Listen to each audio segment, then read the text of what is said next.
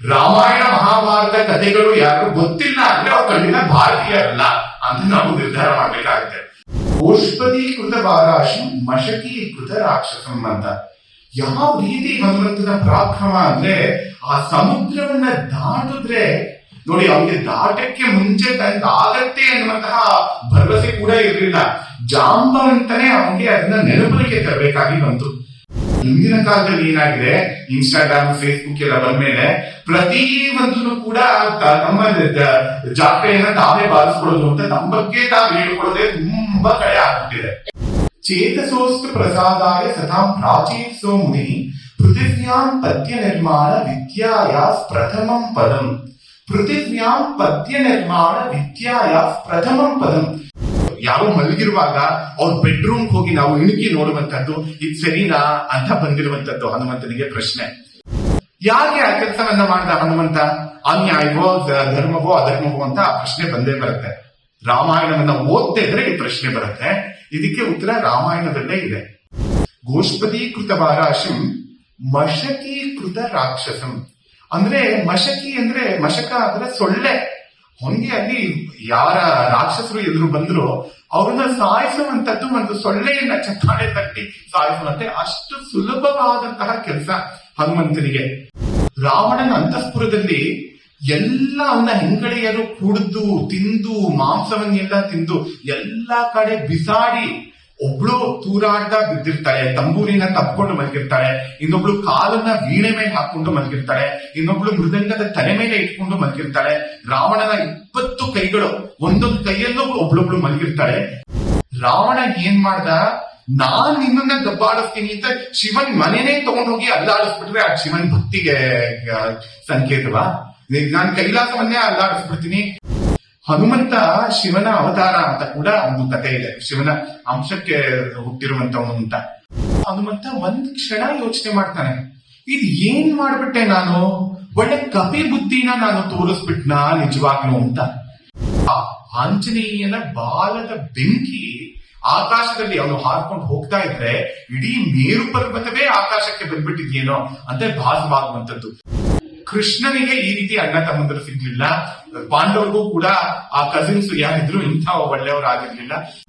ನಾಳೆ ಪ್ರಮೋಷನ್ ಸಿಗತ್ತೆ, ಇನ್ಕ್ರಿಮೆಂಟ್ ಸಿಗತ್ತೆ, ಹೈಯರ್ ಪೊಸಿಷನ್ ಹೋಗ್ತೀವಿ ಅಂತ ಹೇಳಿರ್ತಾರೆ ಹಿಂದಿನ ದಿನ. ನೆಕ್ಸ್ಟ್ ಡೇ ಬೆಳಗ್ಗೆ ಆಫೀಸ್ಗೆ ಹೋಗಿ ನೋಡಿದ್ರೆ ಪ್ರಮೋಷನ್ ಇಲ್ಲ, ಇನ್ಕ್ರಿಮೆಂಟ್ ಇಲ್ಲ, ಕೆಲ್ಸದಿಂದ ತೆಗ್ದಿದೀವಿ, ಇನ್ 14 ವರ್ಷ ಕೆಲ್ಸಕ್ಕೂ ಅಪ್ಲೈ ಮಾಡಬಾರ್ದು, ಊರಲ್ಲೂ ಇರಬಾರ್ದು, ಕಾಡಿಗೆ ಹೋಗ್ಬೇಕು. ಈ ರೀತಿಯಾಗಿ ನಮ್ಗೆ ಬಂದಿರುವಂತದ್ದು. ನಮಸ್ಕಾರ, ಶುಭ ಸಾಯ. ಈ ಒಂದು ಸಂಸ್ಥೆ ಹರಕೆ ನಿಮ್ಮ ದೇವಾಲಯದ ಎಲ್ಲ ಭಕ್ತ ವೃಂದದವರು ಈ ಒಂದು ಕಾರ್ಯಕ್ರಮನ ಆಯೋಜಿಸಿಕೊಟ್ಟಿರುವುದಕ್ಕೆ ನನ್ನ ಆತ್ಮೀಯವಾದಂತಹ ಕೃತಜ್ಞತೆಗಳು. ಮೊದಲನೇದಾಗಿ ಹನುಮಂತನಲ್ಲಿ ನನ್ನ ಕೃತಜ್ಞತಾಪೂರ್ಣಕವಾದ ವಂದನೆಗಳು. ಮತ್ತೆ ಇಲ್ಲಿ ನೆರೆದಿರುವಂತಹ ಎಲ್ಲಾ ಭಕ್ತರಿಗೂ ಭಕ್ತಾದಿಗಳಿಗೂ ಕೂಡ ನನ್ನ ಅಭಿನಂದನೆಗಳು ಕೂಡ. ಈ ರಾಮಾಯಣ ಅನ್ನುವಂಥದ್ದು ಜಗತ್ತಿನಲ್ಲೇ ಮೊದಲನೇ ಕಾವ್ಯ, ಆದಿಕಾವ್ಯ ಅಂತ ಪ್ರಚಲಿತವಾಗಿರುವಂತದ್ದು, ಎಲ್ರಿಗೂ ಗೊತ್ತೇ ಇರುವಂತದ್ದು. ನೋಡಿ, ಅಲ್ಲಿಯೇ ತನಕ ರಾಮಾಯಣ ಬರೆಯುವ ತನಕ ಭಾಷೆಯನ್ನ ಕಾವ್ಯಾತ್ಮಕವಾಗಿ ಉಪಯೋಗಿಸ್ಕೋಬಹುದು ಅಂತ ಯಾಕೂ ಹೊಳದೇ ಇರಲಿಲ್ಲ. ಎಷ್ಟೋ ಶತಮಾನಗಳು, ಸಹಸ್ರಮಾನಗಳ ತನಕವೂ ಕೂಡ ಭಾಷೆ ಬಳಕೆಯಲ್ಲಿತ್ತು. ಮೌಖಿಕ ಭಾಷೆಯಲ್ಲಿ ಒಬ್ರೊಬ್ರು ಮಾತಾಡ್ಕೊಳ್ಳೋದಕ್ಕೆ ಒಂದು ರೀತಿ ಓರಲ್ ಕಮ್ಯುನಿಕೇಶನ್, ವರ್ಬಲ್ ಕಮ್ಯುನಿಕೇಶನ್. ಆ ರೀತಿಯಾಗಿ ಬರೀ ಯುಟಿಲಿಟೇರಿಯನ್ ಅಂತ ಯಾಕೆ ಹೇಳ್ತಾರೆ, ವ್ಯಾವಹಾರಿಕವಾಗಿ ಮಾತ್ರ ಭಾಷೆಯ ಬಳಕೆ ಇತ್ತು. ಆದ್ರೆ ಮೊದಲನೇ ಬಾರಿಗೆ ಆದಿಕವಿಗಳಾದ ವಾಲ್ಮೀಕಿಗಳು ಮೊದಲನೇ ಬಾರಿಗೆ ಭಾಷೆಯನ್ನ ಸೌಂದರ್ಯದ ನಿರ್ಮಾಣಕ್ಕಾಗಿ, ಸತ್ಯದ ಶೋಧನೆಗಾಗಿ ಭಾಷೆಯನ್ನ ನಾವು ಬಳಸಬಹುದು ಅಂತ ಅದನ್ನ ಸಾಕ್ಷಾತ್ಕಾರ ಮಾಡಿಕೊಂಡು ಈ ರಾಮಾಯಣ ಅನ್ನುವಂತಹ ಆದಿಕಾವ್ಯವನ್ನ, ಆರ್ಷ ಕಾವ್ಯವನ್ನ, ಮಹಾಕಾವ್ಯವನ್ನ ಬರೆದ್ರು. ರಾಮಾಯಣ ಅನ್ನುವಂತಹ ಕಾವ್ಯ ಇಲ್ಲದೆ ಇದ್ದಿದ್ರೆ ತದನಂತರ ಕಾಲದಲ್ಲಿ ಯಾರೇ ಕವಿಗಳಾಗ್ಲಿ ಕಲಾವಿದರಾಗ್ಲಿ ಬರೋದಕ್ಕೆ ಸಾಧ್ಯವೇ ಇರಲಿಲ್ಲ. ಮೊದಲನೇ ಕಲಾಕೃತಿ, ಮೊದಲನೇ ಕಾವ್ಯ ಕೂಡ ಹೌದು ರಾಮಾಯಣ. ಮತ್ತೆ ನೋಡಿ, ರಾಮಾಯಣ ಶುರುವಾಗುವಂತದ್ದೇ ಹೇಗೆ ಅಂದ್ರೆ, ವಾಲ್ಮೀಕಿಗಳು ಸಕಲ ಸದ್ಗುಣಗಳು ಸಂಪೂರ್ಣನಾದಂತಹ ಒಬ್ಬ ವ್ಯಕ್ತಿ ನಮ್ಮ ಕಣ್ಣು ಮುಂದೆ ಕಾಣಿಸುವಂತೆ ಯಾರು ವಿಧಾನ ಅಂತ ಅದನ್ನ ನೋಡಕ್ಕೆ ಹೊರಟಿರುವಂತದ್ದು. ಅದ್ ನಮ್ಗೆ ಗೊತ್ತಾಗುತ್ತೆ. ಕೋನ್ವಸ್ಮಿನ್ ಸಾಂಪ್ರತಂ ಲೋಕೆ ಗುಣವಾನ್ ಕಶ್ಚ ವೀರ್ಯವಾನ್ ಧರ್ಮಜ್ಞಶ್ಚ ಕೃತಜ್ಞಶ್ಚ ಸತ್ಯವಾಕ್ಯೋ ದೃಢವ್ರತಃ ಅಂತ ಮೊದಲು ಶುರುವಾಗುವಂತದ್ದೇ ಹೀಗೆ ರಾಮಾಯಣ ಆರ್ಷಕಾವ್ಯ. ಅಂದ್ರೆ ವಾಲ್ಮೀಕಿಗಳು ನಾರದ ಮಹರ್ಷಿಗಳನ್ನ ಕೇಳ್ತಾ ಇದ್ದಾರೆ, ನಮ್ಮ ಕಣ್ಣು ಮುಂದೆ ಇಂದಿನ ಜಗತ್ತಿನಲ್ಲಿ ಈಗಿನ ಕಾಲದಲ್ಲಿ ಸಕಲ ಗುಣ ಸಂಪನ್ನನಾಗಿರುವಂತವನು, ಸರ್ವ ಧರ್ಮಗಳನ್ನು ಬಲ್ಲಂತವನು, ಬಲಿಷ್ಠನಾಗಿರುವಂತವನು, ಕೃತಜ್ಞತೆ ಪೂರ್ಣನಾಗಿರುವಂತವನು ಯಾರು ಒಬ್ರು ಇದಾನ? We want a living example. ಮೂರ್ತವತ್ತಾದ ಒಂದು ಉದಾಹರಣೆಯನ್ನ ನಮಗೆ ಕೊಡಿ. ಬರೀ ನೀವು ಥಿಯರಿನ ಹೇಳಬೇಡಿ, ನಮಗೆ ಪ್ರಾಕ್ಟಿಕಲ್ ಎಕ್ಸಾಂಪಲ್ ನ ಕೊಡಿ ಅಂತ ಕೇಳಿದ್ದು ವಾಲ್ಮೀಕಿ ಮಹರ್ಷಿಗಳು ನಾರದ ದೇವರ್ಷಿಗಳಾದಂತಹ ನಾರದರನ್ನ. ಅವಾಗ ನಾರದರು ಹೇಳುವಂತದ್ದು ಇಕ್ಷ್ವಾಕು ವಂಶ ಪ್ರಭು. ಇಕ್ಷ್ವಾಕು ವಂಶದಲ್ಲಿ ಹುಟ್ಟಿರುವಂತಹ ಈ ರಾಮೋ ನಾಮ ಜನೈಶ್ರುತ. ರಾಮ ಅಂತ ಅನ್ನುವಂತೂ ಇದ್ದಾನೆ, ಅವನಲ್ಲಿ ಎಲ್ಲಾ ಗುಣಗಳು ನೀವು ಯಾವ್ಯಾವ್ದನ್ನ ಕೇಳ್ತಾ ಇದ್ದೀರೋ, ಸತ್ಯವಂತ, ಮತ್ತೆ ಧರ್ಮಜ್ಞ, ಮತ್ತೆ ಪಿತೃವಾಕ್ಯ ಪರಿಪಾಲನೆಯನ್ನು ಮಾಡುವಂತವನು, ಎಲ್ಲಾ ಗುಣಗಳು ಸಂಪನ್ನವಾಗಿರುವಂತವನು ಇವನೊಬ್ಬ ಇದ್ದಾನೆ, ಅವನನ್ನ ನೀವು ನೋಡ್ಬೋದು ಅಂತ ದೇವರ್ಷಿಗಳಾದಂತಹ ನಾರದರು ಹೇಳ್ತಾರೆ. ಅದ್ರ ಮೂಲಕ ರಾಮಾಯಣ ಇಡೀ ಆರ್ಷಕಾವ್ಯವನ್ನ, ಮಹಾಕಾವ್ಯವನ್ನ ವಾಲ್ಮೀಕಿಗಳು ಬರೀತಾರೆ. ಅದರಲ್ಲಿ ಮುಖ್ಯವಾಗಿ ಇರುವಂತಹ ಒಂದು ರತ್ನಪ್ರಾಯವಾಗಿ ಇರುವಂತಹವನು ಹನುಮಂತ ಅಂತ. ಅದು ನಮ್ಗೆ ಈ ಮೊದಲನೇ ಪದ್ಯ ಯಾವಾಗ ನಾನು ಪಠನ ಮಾಡಿದೆ ಅದರಲ್ಲಿ ಹೇಳಿರುವಂತದ್ದು ಅದೇನೆ ನೋಡಿ. ಎಷ್ಟು ಚೆನ್ನಾಗಿ ಅಜ್ಞಾತ ಕವಿ ಹೇಳಿರುವಂತದ್ದು, ಗೋಷ್ಪದೀಕೃತ ವಾರಾಶಿಂ ಮಶಕೀಕೃತ ರಾಕ್ಷಸಂ ರಾಮಾಯಣ ಮಹಾಮಾಲ ರತ್ನಂ ವಂದೇ ನಿಲಾತ್ಮಜಂ. ಅನಿಲಾತ್ಮಜ ಅಂದ್ರೆ ವಾಯುವಿನ ಮಗನಾದಂಥವನು. ಅವನು ಯಾರು ಅಂದ್ರೆ, ರಾಮಾಯಣ ಅನ್ನುವಂಥದ್ದು ಒಂದು ಸುಂದರವಾದಂತಹ ಹಾರ ಇದ್ದಂತೆ, ಅದರಲ್ಲಿ ಮುಖ್ಯವಾದಂತಹ ರತ್ನ ಇದ್ದಂತೆ ಇರುವಂತವನು ಇವನು. ಅವನು ಎಂತಹ ಕೆಲಸವನ್ನ ಮಾಡ್ದ? ಗೋಷ್ಪದೀಕೃತ ವಾರಾಶಿ, ಇಡೀ ಆ ಸಾಗರವನ್ನ ಅವನು ಲಂಘನ ಮಾಡಿದ್ರೆ ಯಾವ ರೀತಿಯಾಗಿ ಇತ್ತು ಅಂದ್ರೆ, ಅದು ಒಂದು ಸಣ್ಣದಾದಂತಹ ಹಳ್ಳವನ್ನ ನೆಗೆದಂತೆ ಇತ್ತು.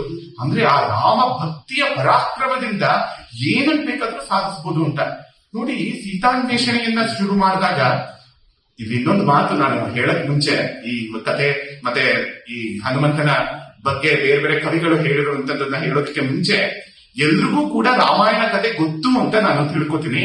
ರಾಮಾಯಣ ಕಥೆಯನ್ನ ಏನು ಹೇಳೋದಕ್ಕೆ ಹೋಗೋದಿಲ್ಲ.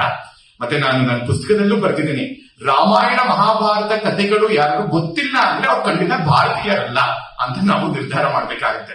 ಸಕಲ ಭಾರತೀಯರಿಗೂ ಕೂಡ ಹುಟ್ಟಿನಿಂದಲೇ ಗೊತ್ತಿರುವಂತದ್ದು ರಾಮಾಯಣ ಮಹಾಭಾರತ ಕಥೆಗಳು. ಈಗ ನನ್ನನ್ನ ಕೇಳಿದ್ರೆ ಕೂಡ ಯಾವಾಗ ನಿಮ್ಗೆ ಗೊತ್ತು ರಾಮಾಯಣವು ಮಹಾಭಾರತವು ಗೊತ್ತಾಯ್ತು ಅಂದ್ರೆ, ನನ್ನ ಹುಟ್ಟಿನಿಂದಲೇ ನನ್ನ ಜೊತೆನೆ ಅದು ಬೆಳ್ಕೊಂಡು ಬಂದಿದೆ ಅಂತ ಹೇಳ್ಬೇಕಷ್ಟೇ. ಅಜ್ಜಿ ತಾತಂದ್ರ ಅಥವಾ ತಂದೆ ತಾಯಿಗಳ ತೊಡೆ ಮೇಲೆ ಮಲ್ಕೊಂಡು ಯಾವಾಗ್ಲೂ ಕೇಳುತ್ತಿರ್ಬೇಕು. ಯಾವಾಗ ನಮ್ಗೆ ಮೊದಲನೇ ಸಲ ಅದರ ಶ್ರವಣವಾಯಿತು ಅಂತ ನಮ್ಗೆ ನೆನಪೇ ಇರೋದಿಲ್ಲ. ಆ ರೀತಿಯಾಗಿ ಒಂದು ರೀತಿ ನಮ್ಮ ಸುಪ್ತ ಪ್ರಜ್ಞೆಯಲ್ಲಿ, ನಮ್ಮ ಸಬ್ ಕಾನ್ಶಿಯಸ್ ಇದ್ರೆ ಈ ರಾಮಾಯಣ ಮಹಾಭಾರತ ಎಲ್ಲವೂ ಕೂಡ ನಮ್ ಜೊತೆ ಬೆಳ್ಕೊಂಡು ಬಂದಿದೆ. ನಾವು ಅದ್ರ ಜೊತೆ ಬೆಳೆದಿದ್ವಿ, ನಾವು ಅದರಿಂದಾಗಿ ಬೆಳೆದಿದ್ವಿ ಅಂತಹದನ್ನ ನಾವು ಗಮನಿಸ್ಕೊಂಡಾಗ, ಹಾಗಾಗಿ ನಾನು ಕಥೆಯ ವಿವರಗಳನ್ನ ಹೇಳೋದಿಲ್ಲ, ಆದ್ರೆ ಎಷ್ಟು ಸ್ವಾರಸ್ಯಕರವಾಗಿ, ಸ್ವಾರಸ್ಯ ಪೂರ್ಣವಾಗಿ ನಮ್ಮ ಸಂಸ್ಕೃತ ಕವಿಗಳು ಹನುಮಂತನ ಪಾತ್ರವನ್ನ ಇಟ್ಕೊಂಡು ವಿಶ್ಲೇಷಣೆ ಮಾಡಿದರೆ ಅದಕ್ಕೆ ತುಂಬಾ ಸುಂದರವಾದ ಬೇರೆ ಬೇರೆ ಆಯಾಮಗಳನ್ನ ಅವನ ಪಾತ್ರಕ್ಕೆ, ಆಂಜನೇಯನ ಪಾತ್ರಕ್ಕೆ ಕೊಟ್ಟಿರುವಂತದ್ದು, ಅದನ್ನ ನಾವು ನೋಡ್ತೀವಿ. ಮತ್ತೆ ಇನ್ನೊಂದು ಏನಂದ್ರೆ, ನಮ್ಮ ಕನ್ನಡದ ಕವಿಯತ್ರಿಯಾದಂತಹ ಕರ್ನಾಟಕದ ಸಂಸ್ಕೃತ ಕವಿಯತ್ರಿ ಅವಳು ಗಂಗಾದೇವಿ ಅಂತ. ಅವಳು ವೀರ ಕಂಪಣರಾಯ ಅಂತ ಇದ್ದ ವಿಜಯನಗರದ ಕಾಲದ ಒಬ್ಬ ರಾಜ, ಅವನ ಹೆಂಡತಿ ಇವಳು ಗಂಗಾದೇವಿ ಅಂತ. ಮಥುರಾ ವಿಜಯ ಅಂತ ಒಂದು ಸುಂದರವಾದಂತಹ ಕಾವ್ಯವನ್ನ ಬರೆದಿದ್ದಾಳೆ ನೋಡಿ. ನಮ್ಮಲ್ಲಿ ತುಂಬಾ ಅಪಕಲ್ಪನೆಗಳು ಉಂಟು. ಹೆಂಗಸರಿಗೆ ಯಾವುದು ಸಂಸ್ಕೃತ ಅಧಿಕಾರ ಇರಲಿಲ್ಲ, ಅದಕ್ಕೆ ವಿದ್ಯೆಯ ಅಧಿಕಾರವೇ ಇರಲಿಲ್ಲ, ಹಾಗೆಲ್ಲ ಇತ್ತು, ಅಂತ್ಯ ಅಪಕಲ್ಪನೆಗಳುಂಟು. ಆದ್ರೆ ವೇದದ ಕಾಲದಿಂದಲೇ ಎಷ್ಟೋ ಋಷಿಕೆಯರು ಎಷ್ಟೋ ವೇದ ಮಂತ್ರಗಳನ್ನ, ವೇದ ಸೂಕ್ತಗಳನ್ನ ಅವ್ರಿಗೆ ಸಾಕ್ಷಾತ್ಕಾರವಾಗಿ ಅದು ವೇದದ ಸಂಹಿತೆಯ ಭಾಗಗಳಾಗಿ ಬಂದಿರುವಂತದ್ದನ್ನ ಕಾಣ್ತೀವಿ.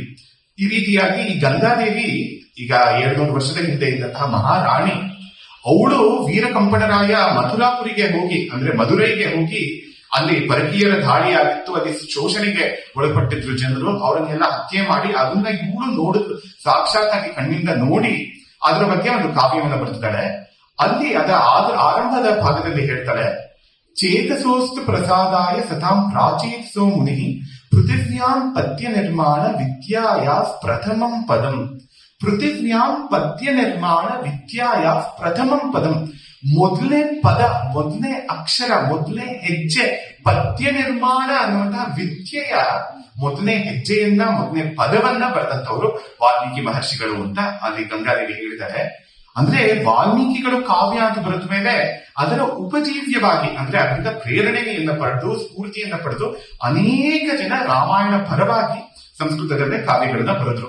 ರಾಮಾಯಣವನ್ನ ಆಧರಿಸಿದಂತೆ ನಮ್ಗೆ ಅದ್ಭುತ ರಾಮಾಯಣ, ಅಧ್ಯಾತ್ಮ ರಾಮಾಯಣ, ಆನಂದ ರಾಮಾಯಣ ಇತ್ಯಾದಿಯಾಗಿ ಆ ರಾಮಾಯಣಗಳ ಪರಂಪರೆಯೇ ಎಷ್ಟೊಂದು ಬಂದಿದೆ.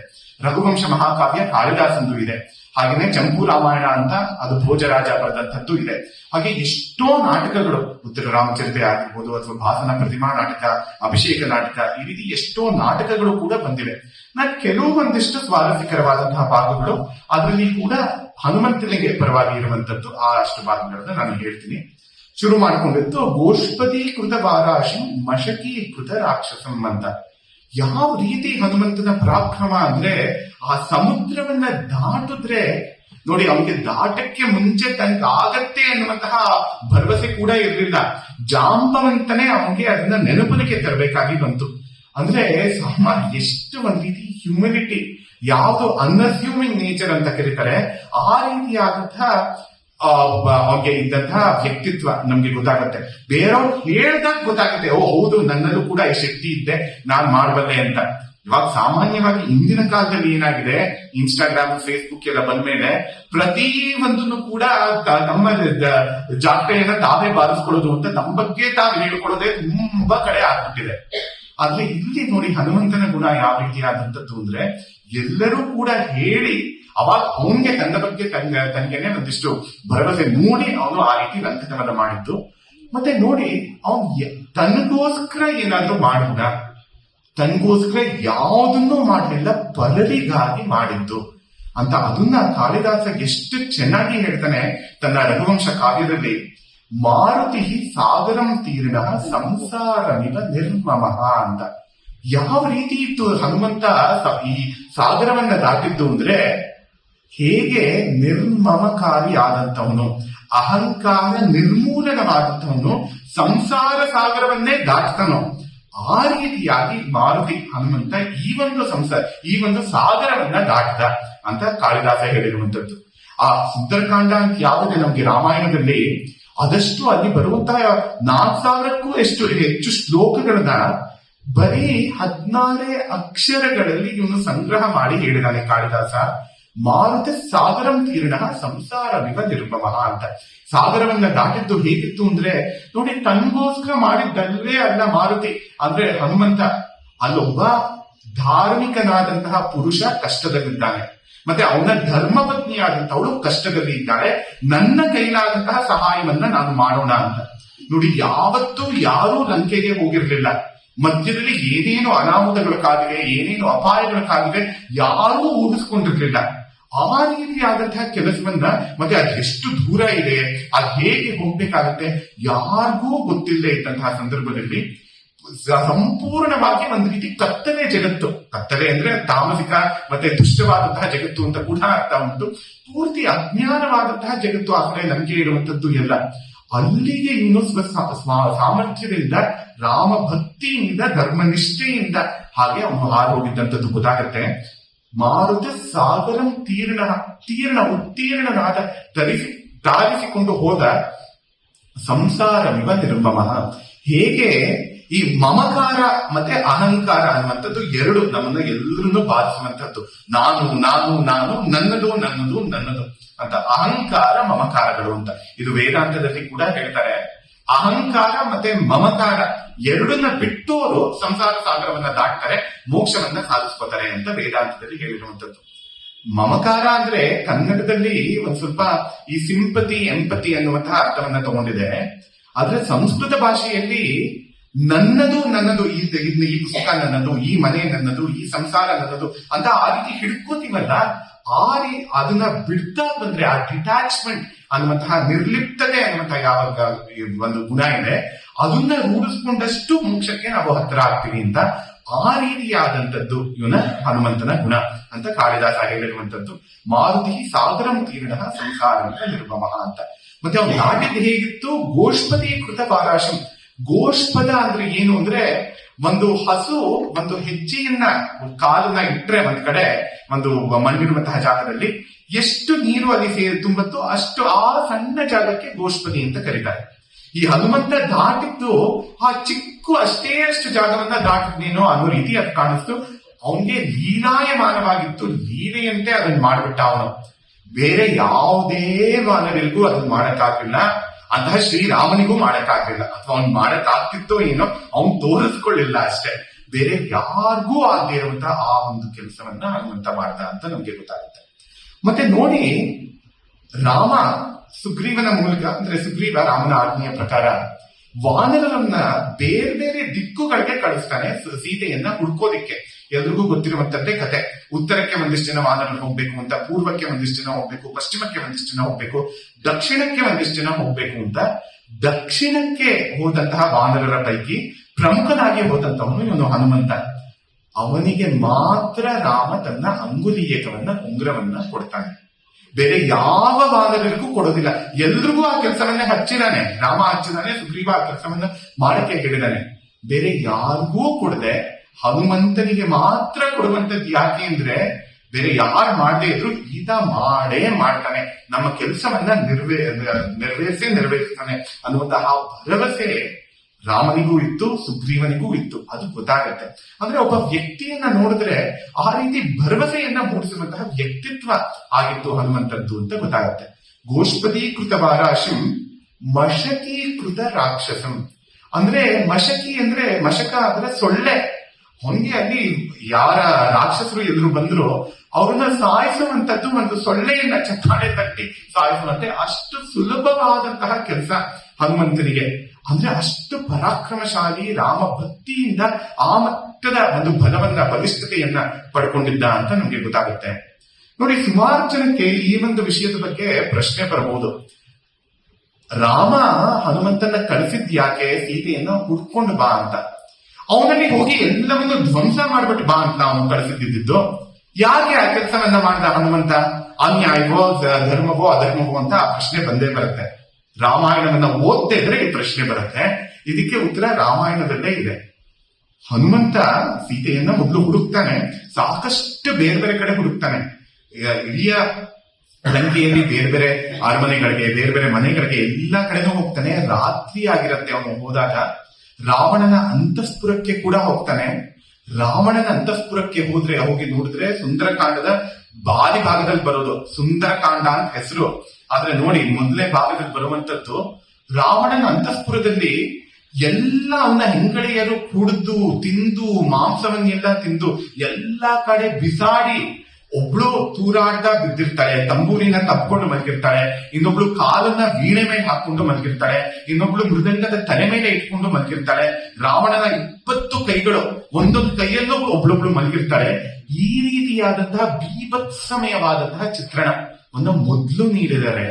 ಅಂದ್ರೆ ನೋಡಿ, ಆ ರಾಕ್ಷಸ ಪ್ರವೃತ್ತಿ ಯಾವ ರೀತಿಯಾದಂಥದ್ದು. ಯಾವುದಕ್ಕೂ ಕೂಡ ಗೌರವವನ್ನ ಕೊಡೋದಿಲ್ಲ. ಯಾವುದೇ ಒಂದು ವಾದ್ಯ, ಒಂದು ವೀಣೆ ಆಗ್ಲಿ, ತಂಬೂರಿ ಆಗ್ಲಿ, ಮೃದಂಗವಾಗ್ಲಿ ನಾವು ಕಣ್ಣಿಗೆ ಒತ್ಕೋತೀವಿ ಭಾರತೀಯ ಸಂಸ್ಕೃತಿಯಲ್ಲಿ. ಆ ರೀತಿ ಇರುವಾಗ ಇವ್ರುಗಳೆಲ್ಲ ಅದ್ರ ಮೇಲೆ ಕಾಲ್ ಹಾಕೊಳ್ಳೋದು, ತಲೆ ಹಾಕೊಳ್ಳೋದು, ತಿಂಡಿ ಕೀರ್ತಗಳು ಎಲ್ಲವನ್ನೂ ಚೆಲ್ಲಾಪಿಲ್ಲಿ ಮಾಡಿರುವಂತದ್ದು.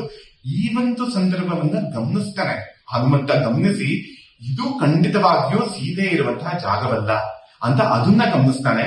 ಮತ್ತೆ ತನಗ್ತಾನೆ ಹೇಳ್ಕೊತಾನೆ, ನಾನು ಬ್ರಹ್ಮಚಾರಿಯಾಗಿ ಬೇರೆಯವರ ಅಂತಃಪುರಕ್ಕೆ ಬರುವಂತದ್ದು ಯಾವ ರೀತಿಯಾಗಿ ಸರಿ ಅಂತ. ಮತ್ ಅವನೇ ಅದಕ್ಕೆ ಸಮಜಾಯಿಷಿಯನ್ನು ಕೂಡ ಕೊಟ್ಕೋತಾನೆ. ಏನಂದ್ರೆ, ನಾನು ದೊಡ್ಡದಾದಂತಹ ಧಾರ್ಮಿಕವಾದಂತಹ ಕೆಲಸಕ್ಕೆ ನಾನು ಬಂದಿದ್ದೀನಿ, ಸೀತೆನ ಹುಡುಕೋದಕ್ಕಾಗಿ ಬಂದಿದ್ದೀನಿ, ಈ ರಾಕ್ಷಸನನ್ನ ನಿರ್ಮೂಲನ ಮಾಡೋದಕ್ಕಾಗಿ ಬಂದಿದ್ದೀನಿ. ಹಾಗಾಗಿ ವೆನ್ ದೇರ್ ಇಸ್ ಬಿಗ್ಗರ್ ಧರ್ಮ, ಮೂಲಭೂತವಾದಂತಹ ಬೃಹತ್ತಾದ ಒಂದು ಧಾರ್ಮಿಕವಾದಂತಹ ದೃಷ್ಟಿ ಇರುವ ಕಾರಣ ಸಣ್ಣ ಪುಟ್ಟದ ಇದು ಒಂದು ಅನ್ಯಾಯ ಅಂತ ಪರಿಕಲ್ಪಿಸ್ತು. ಯಾರೋ ಮಲಗಿರುವಾಗ ಅವ್ರ ಬೆಡ್ರೂಮ್ ಹೋಗಿ ನಾವು ಇಣುಕಿ ನೋಡುವಂತದ್ದು ಇದು ಸರಿನಾ ಅಂತ ಬಂದಿರುವಂತದ್ದು ಹನುಮಂತನಿಗೆ ಪ್ರಶ್ನೆ. ಆದ್ರೆ ಈ ಬೆಡ್ರೂಮ್ ಅಥವಾ ಈ ಅಂತಃಪುರ ಧಾರ್ಮಿಕವಾದದ್ದು ಅಲ್ಲ, ಅಧರ್ಮ, ಆ ಆಸುರಿ ಪ್ರವೃತ್ತಿಯೇ ಕಾಣಿಸ್ತಾ ಇದೆ. ಮತ್ತೆ ನಾನ್ ಬಂದಿರುವಂತದ್ದು ದೊಡ್ಡದಾದಂತಹ ಆ ಧರ್ಮದ ಕಾರ್ಯಕ್ಕಾಗಿ ಅಂತ ತಾನೇ ಅವನು ಸಮಜಾಯಿಷಿಯನ್ನ ಕೂಡ ಕೊಟ್ಕೋತಾನೆ. ಆಮೇಲೆ ಅಶೋಕವನದಲ್ಲಿ ಸೀತೆಯನ್ನ ಕಾಡ್ತಾನೆ ಅಂತ ಅದು ಸುಮಾರು ಜನಕ್ಕೆ ಗೊತ್ತಿದೆ. ಆದ್ರೆ ನೋಡಿ, ಸೀತೆಯ ಹತ್ರ ಹೋಗೋದಕ್ಕೆ ಮುಂಚೆ ಅವನಲ್ಲಿ ಶಿಂಶುಕ ಮರ ಅಂತ ಅದ್ರ ಮೇಲೆ ಕೂತಿರ್ತಾನೆ. ಕೆಳಗಡೆ ಸೀತೆ ಕೂತಿರ್ತಾಳೆ, ಏಕವಸ್ತ್ರಧಾರಣಿಯಾಗಿ ಇರ್ತಾಳೆ, ಅಳ್ತಾ ಇರ್ತಾಳೆ, ತುಂಬಾ ಶೋಕದಲ್ಲಿ ಇರ್ತಾಳೆ. ಅವಳಿಗೆ ನಾನು ನಿಜವಾಗ್ಲೂ ರಾಮನ ದೂತ ಅಂತ ಹೇಗೆ ಕನ್ವಿನ್ಸ್ ಮಾಡೋದು, ಮತ್ತೆ ಯಾವ ಭಾಷೆಯಲ್ಲಿ ನಾನು ಮಾತಾಡಿದ್ರೆ ಅವಳಿಗೆ ನಂಬಿಕೆ ಬರುತ್ತೆ ಅಂತ ಇದಿಷ್ಟನ್ನು ಆಲೋಚನೆ ಮಾಡ್ತಾನೆ. ಯಾರೋ ಗೊತ್ತಿಲ್ಲದೆ ಇರೋರು ಮೊದಲನೇ ಸಲ ಭೇಟಿ ಆಗ್ತಾ ಇದೀವಿ ಅಂದ್ರೆ how to approach them, how to interact with them, ಯಾವ ಭಾಷೆಯಲ್ಲಿ ನಾವು ಮಾತಾಡ್ಸುವಂಥದ್ದು, ಇದೆಲ್ಲವನ್ನೂ ಕೂಡ ಆಲೋಚನೆ ಮಾಡಿ ನೋಡಿ ಹನುಮಂತ ಒಂದ್ ಕ್ಷಣ ಯೋಚನೆ ಮಾಡ್ತಾನೆ, ಸಂಸ್ಕೃತ ಭಾಷೆಯಲ್ಲಿ ನಾನು ಮಾತಾಡಿಸ್ತೀನಿ ಅಂತ. ಸಂಸ್ಕೃತವನ್ನ ಮಾತಾಡಿದ್ರೆ ನಾನು ರಾವಣಂ ಮನ್ಯಮಾನಾಮ ಸೀತಾ ಭೀತಾ ಭವಿಷ್ಯತಿ ಅಂತ, ನಾನು ಸಂಸ್ಕೃತದಲ್ಲಿ ಏನಾದ್ರೂ ಮಾತಾಡಿದ್ರೆ ನನ್ನನ್ನ ರಾವಣ ಅನ್ಕೊಂಡ್ಬಿಡ್ತಾಳೆ ಅವಳು ಅಂತ ಮತ್ತೆ ಇವನ್ಗೆ ಅಳುಗು ಉಂಟಾಗುತ್ತೆ. ಸಂಸ್ಕೃತ ಭಾಷೆಗೆ ಬಂದಂತಹ ಹೀನಾಯ ಪರಿಸ್ಥಿತಿ ರಾವಣ ಮಾತಾಡ್ತಿದ್ದರಿಂದ ಹನುಮಂತ ಸೀತೆ ಜೊತೆ ಸಂಸ್ಕೃತದಲ್ಲಿ ಮಾತಾಡಿದ್ರೆ ಓ ರಾವಣನೇ ಈ ತರ ವೇಷ ಮನಸ್ಕೊಂಡು ಬಂದ್ಬಿಟ್ಟಿದ್ದಾನೆ ಅಂತ ಸೀತೆಗೆ ಅನುಮಾನ ಬರುತ್ತೆ ಅಂತ ಇವನು ಊಹಿಸ್ಕೋತಾನೆ ಹನುಮಂತ. ನೋಡಿ ಅಂದ್ರೆ ಯಾವ ರೀತಿಯಾದಂತಹ ಕಪಟತನ ಇವನು ರಾವಣ ಮಾಡಿದಾನೆ. ರಾಕ್ಷಸರದ್ದು ಎಲ್ಲಾರ್ದು ಒಂದು ರೀತಿ ಅವರ ಮನೋಧರ್ಮ, ವೃತ್ತಿ ಧರ್ಮ ಅಥವಾ ಗುಣ ಏನಂದ್ರೆ ತಮ್ಮ ನಿಜ ರೂಪವನ್ನ ಎಲ್ಲೂ ತೋರಿಸ್ಕೊಳ್ಳೋದಿಲ್ಲ. ಶೂರ್ಪಣಕಿ ನೋಡಿ ಮಾಯಾ ಶೂರ್ಪಣಕಿಯಾಗಿ ಬರ್ತಾನೆ, ಮಾರೀಚ ನೋಡಿದ್ರೆ ಮಾಯಾ ಮೃಗವಾಗಿ ಬರ್ತಾನೆ, ಮತ್ತೆ ಇವನು ರಾವಣ ಕೂಡ ಸನ್ಯಾಸಿಯ ವೇಷದಲ್ಲಿ ಬರ್ತಾನೆ. ತನ್ನ ನಿಜ ಸ್ವರೂಪವನ್ನು ತೋರಿಸ್ಕೊಳ್ಳದೆ ಕೆಟ್ಟ ಕಾರ್ಯವನ್ನ ಮಾಡುವಂಥದ್ದು ರಾಕ್ಷಸರ ಒಂದು ಗುಣ, ದುರ್ಗುಣ ಅಂತ ಅದನ್ನ ನಾವು ಗಮನಿಸಬೇಕಾಗಿರುವಂಥದ್ದು. ಮತ್ತೆ ಆ ಪ್ರಸಂಗದಲ್ಲೂ ನೋಡಿ ಅದು ಮೊದಲನೆಯ ಬಾರಿಗೆ ಕಪಟ ಸನ್ಯಾಸಿಯ ಪ್ರಸಂಗ ನಮ್ಗೆ ಸಿಗುವಂಥದ್ದು. ಎ ಸ್ಪಿರಿಚುವಲ್ ಆಶ್ರಮ being misused for A materialistic purpose. ಆ ಸನ್ಯಾಸಿ ಅಂದ್ರೆ ಸಮ್ಯಕ್ ಆತ್ಮನಿಯಸ್ತ, ಸದಾಕಾಲ ಆತ್ಮದ ಧ್ಯಾನದಲ್ಲಿ ಪರಮಾತ್ಮನ ಚಿಂತೆಯಲ್ಲಿ ಇರುವಂತದ್ದು ಆ ಸನ್ಯಾಸದ ಆಶ್ರಮ, 4ನೇ ಆಶ್ರಮ. ಆ ವೇಷದಲ್ಲಿ ಅಪಹರಣ ಮಾಡಕ್ಕೆ ಬರ್ತಾನೆ ಅಂತ ಯಾರು ತಾನೇ ಊಹಿಸ್ಕೊಂಡಿದ್ರು. ಇರ್ಲಿ, ಈ ಒಂದು ಸಂದರ್ಭಕ್ಕೆ ಮತ್ತೆ ಬಂದ್ರೆ ಇವನು ಹನುಮಂತ ಅಲ್ಲಿ ಯಾವ ಭಾಷೆಯಲ್ಲಿ ಮಾತಾಡ್ಲಿ ಅಂತ ಯೋಚನೆ ಮಾಡ್ತಾನೆ. ಕೊನೆಗೆ ಮೈಥಿಲಿ ಭಾಷೆಯಲ್ಲೇ ಮಾತಾಡ್ತೀನಿ ಅಂತ ಅವನು ಅದನ್ನ ಕಲ್ಪಿಸ್ಕೊತಾನೆ. ಮಿಥಿಲಾಪುರದವಳು ಇವಳು ಜಾನಕಿ, ಸೀತೆ, ವೈದೇಹಿ, ಹಾಗಾಗಿ ಆ ಭಾಷೆಯಲ್ಲೇ ಮಾತಾಡಿದ್ರೆ ಪರವಾಗಿಲ್ಲ, ನನ್ನ ತವ್ರ ಮನೆಯವರು ಯಾರೋ ಬಂದಿದ್ದಾರೆ ನನ್ನನ್ನ ಮಾತಾಡ್ಸೋದಿಕ್ಕೆ, ಇಲ್ಲಿಯ ಭಾಷೆಯಲ್ಲ ಅಲ್ಲಿಯ ಭಾಷೆನೇ ಅದು, ಲಂಕೆಯ ಭಾಷೆಯಲ್ಲ ಅಂತ ಅವ್ರಿಗೆ ಆ ಒಂದು ಭರವಸೆ ಬರುತ್ತೆ ಅಂತ ಮೈಥಿಲಿ ಭಾಷೆಯಲ್ಲಿ ಇವನು ಆ ರಾಮನ ಪೂರ್ವಜರ ಆ ಕಥೆಯನ್ನ ಅದನ್ನ ಪಠಣವನ್ನ ಮಾಡೋದಕ್ಕೆ ಶುರು ಮಾಡ್ತಾನೆ. ಅವಾಗ ಇವಳಿಗೆ ಇಲ್ಲಿ ಸೀತೆಗೆ ಕೆಳಗಡೆ ಕೂತಿರೋಳಿಗೆ ಈ ಲಂಕೆಯಲ್ಲಿ ರಾಮನ ಬಗ್ಗೆ ಒಳ್ಳೆ ಮಾತಾಡೋರು ಇದ್ದಾರೆ ಅಂದ್ರೆ ತುಂಬಾ ವಿಶೇಷವಾದಂತದ್ದೇ, ಅದು ನನ್ನ ತವ್ರ ಮನೆ ಭಾಷೆಯಲ್ಲಿ ಮಾತಾಡ್ತಾ ಇದ್ದಾರೆ ಅಂತ ಅವಳಿಗೆ ಆಶ್ಚರ್ಯ ಆಗುತ್ತೆ. ಮತ್ತೆ ಹನುಮಂತ ಅವಳು ಮುಂದೆ ಬರ್ತಾನೆ. ಬಂದ ತಕ್ಷಣ ಮತ್ತೆ ಇವ್ರಿಗೆ ಇನ್ನೂ ಸಂಶಯ ಉಂಟಾಗುತ್ತೆ, ರಾವಣನೇ ಇರ್ಬೋದಿದು, ಮತ್ತೆ ವೇಷ ಮನಸ್ಕೊಂಡು ಬಂದಿದ್ದಾನೆ ಅಂತ. ಯಾಕೆಂದ್ರೆ ನೋಡಿ, ಒಂದ್ಸಲ ನಾವು ಅನ್ಯಾಯಕ್ಕೆ ತುತ್ತಾದ್ರೆ ಎಲ್ಲಾರ ಮೇಲೂ ನಮ್ಗೆ ಅನುಮಾನ ಬರೋದಕ್ಕೆ ಶುರು ಆಗುತ್ತೆ. ಎಲ್ಲರೂ ನಮ್ಗೆ ಮೋಸ ಮಾಡಕ್ ಬರ್ತಿದ್ದಾರೆ.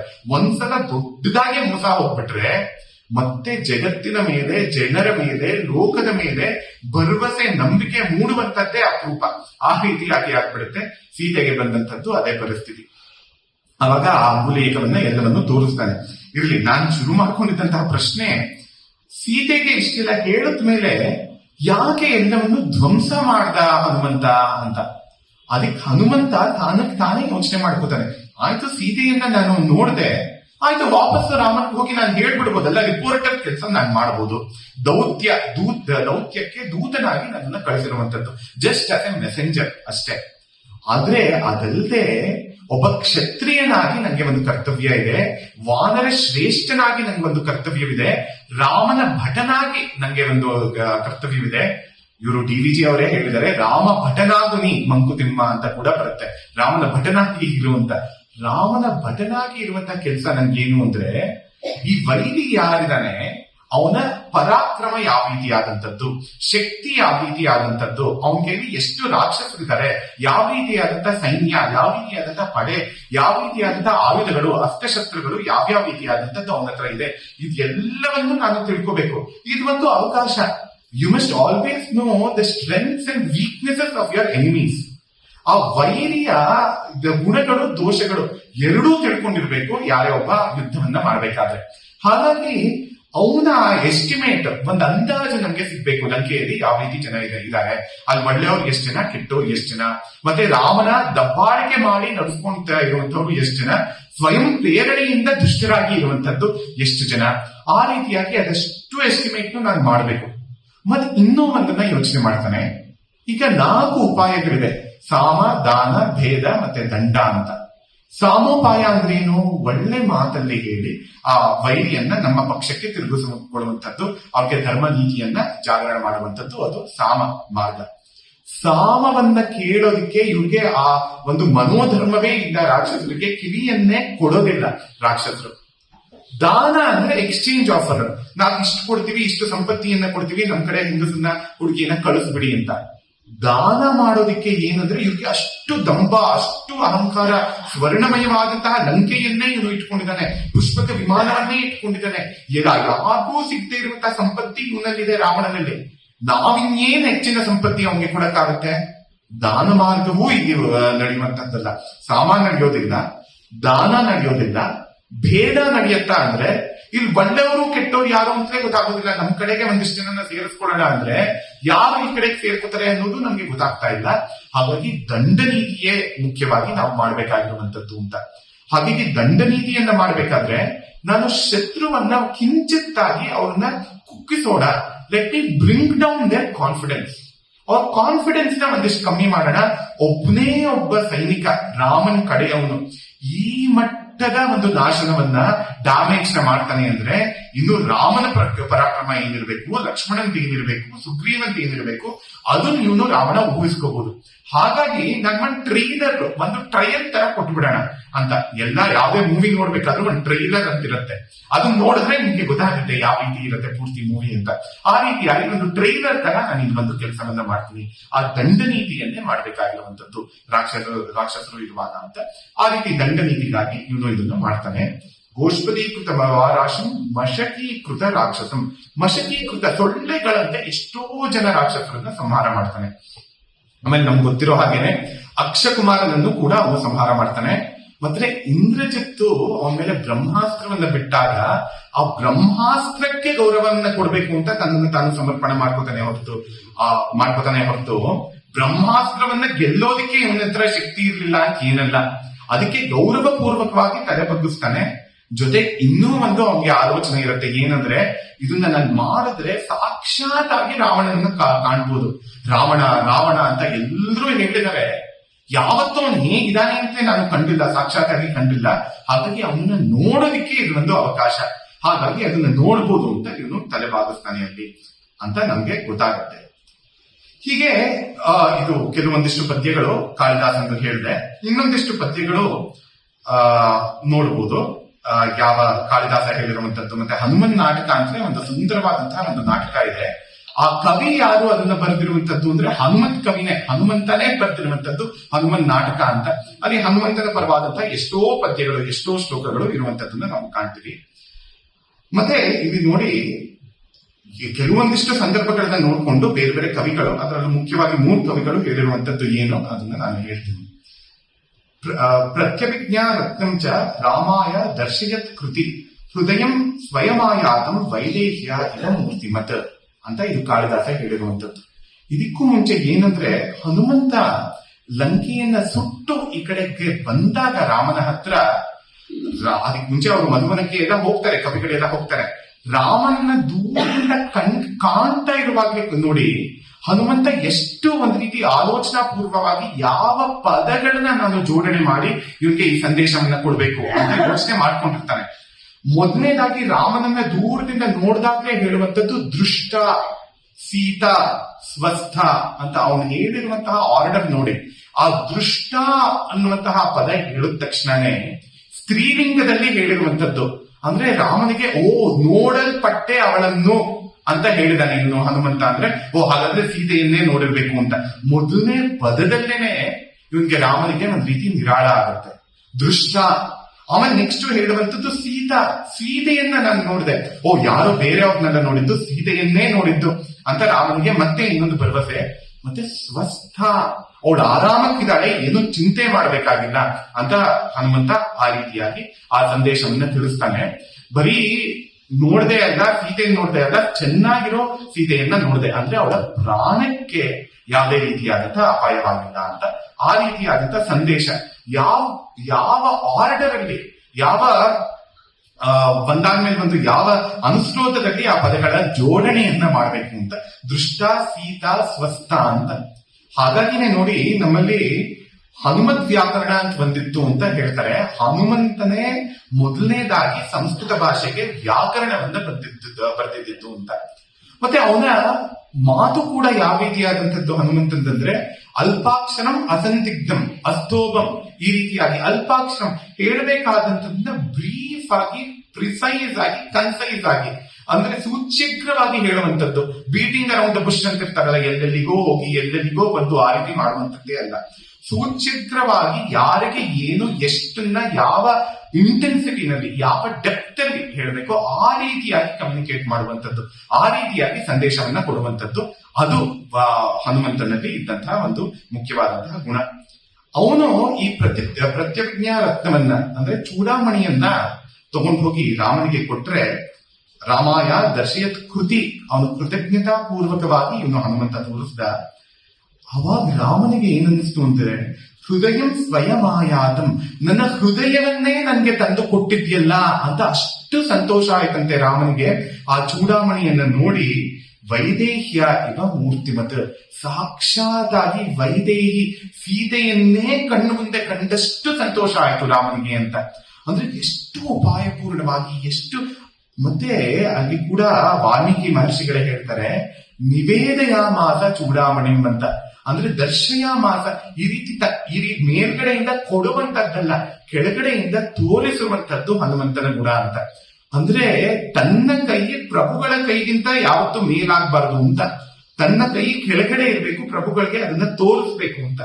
ಉಂಗ್ರವನ್ನ ಅವನು ಇಸ್ಕೊಳ್ಳುವಾಗ್ಲೂ ಕೂಡ ತನ್ನ ಕೈ ಕೆಳಗಾಗಿನೇ ಇತ್ತು.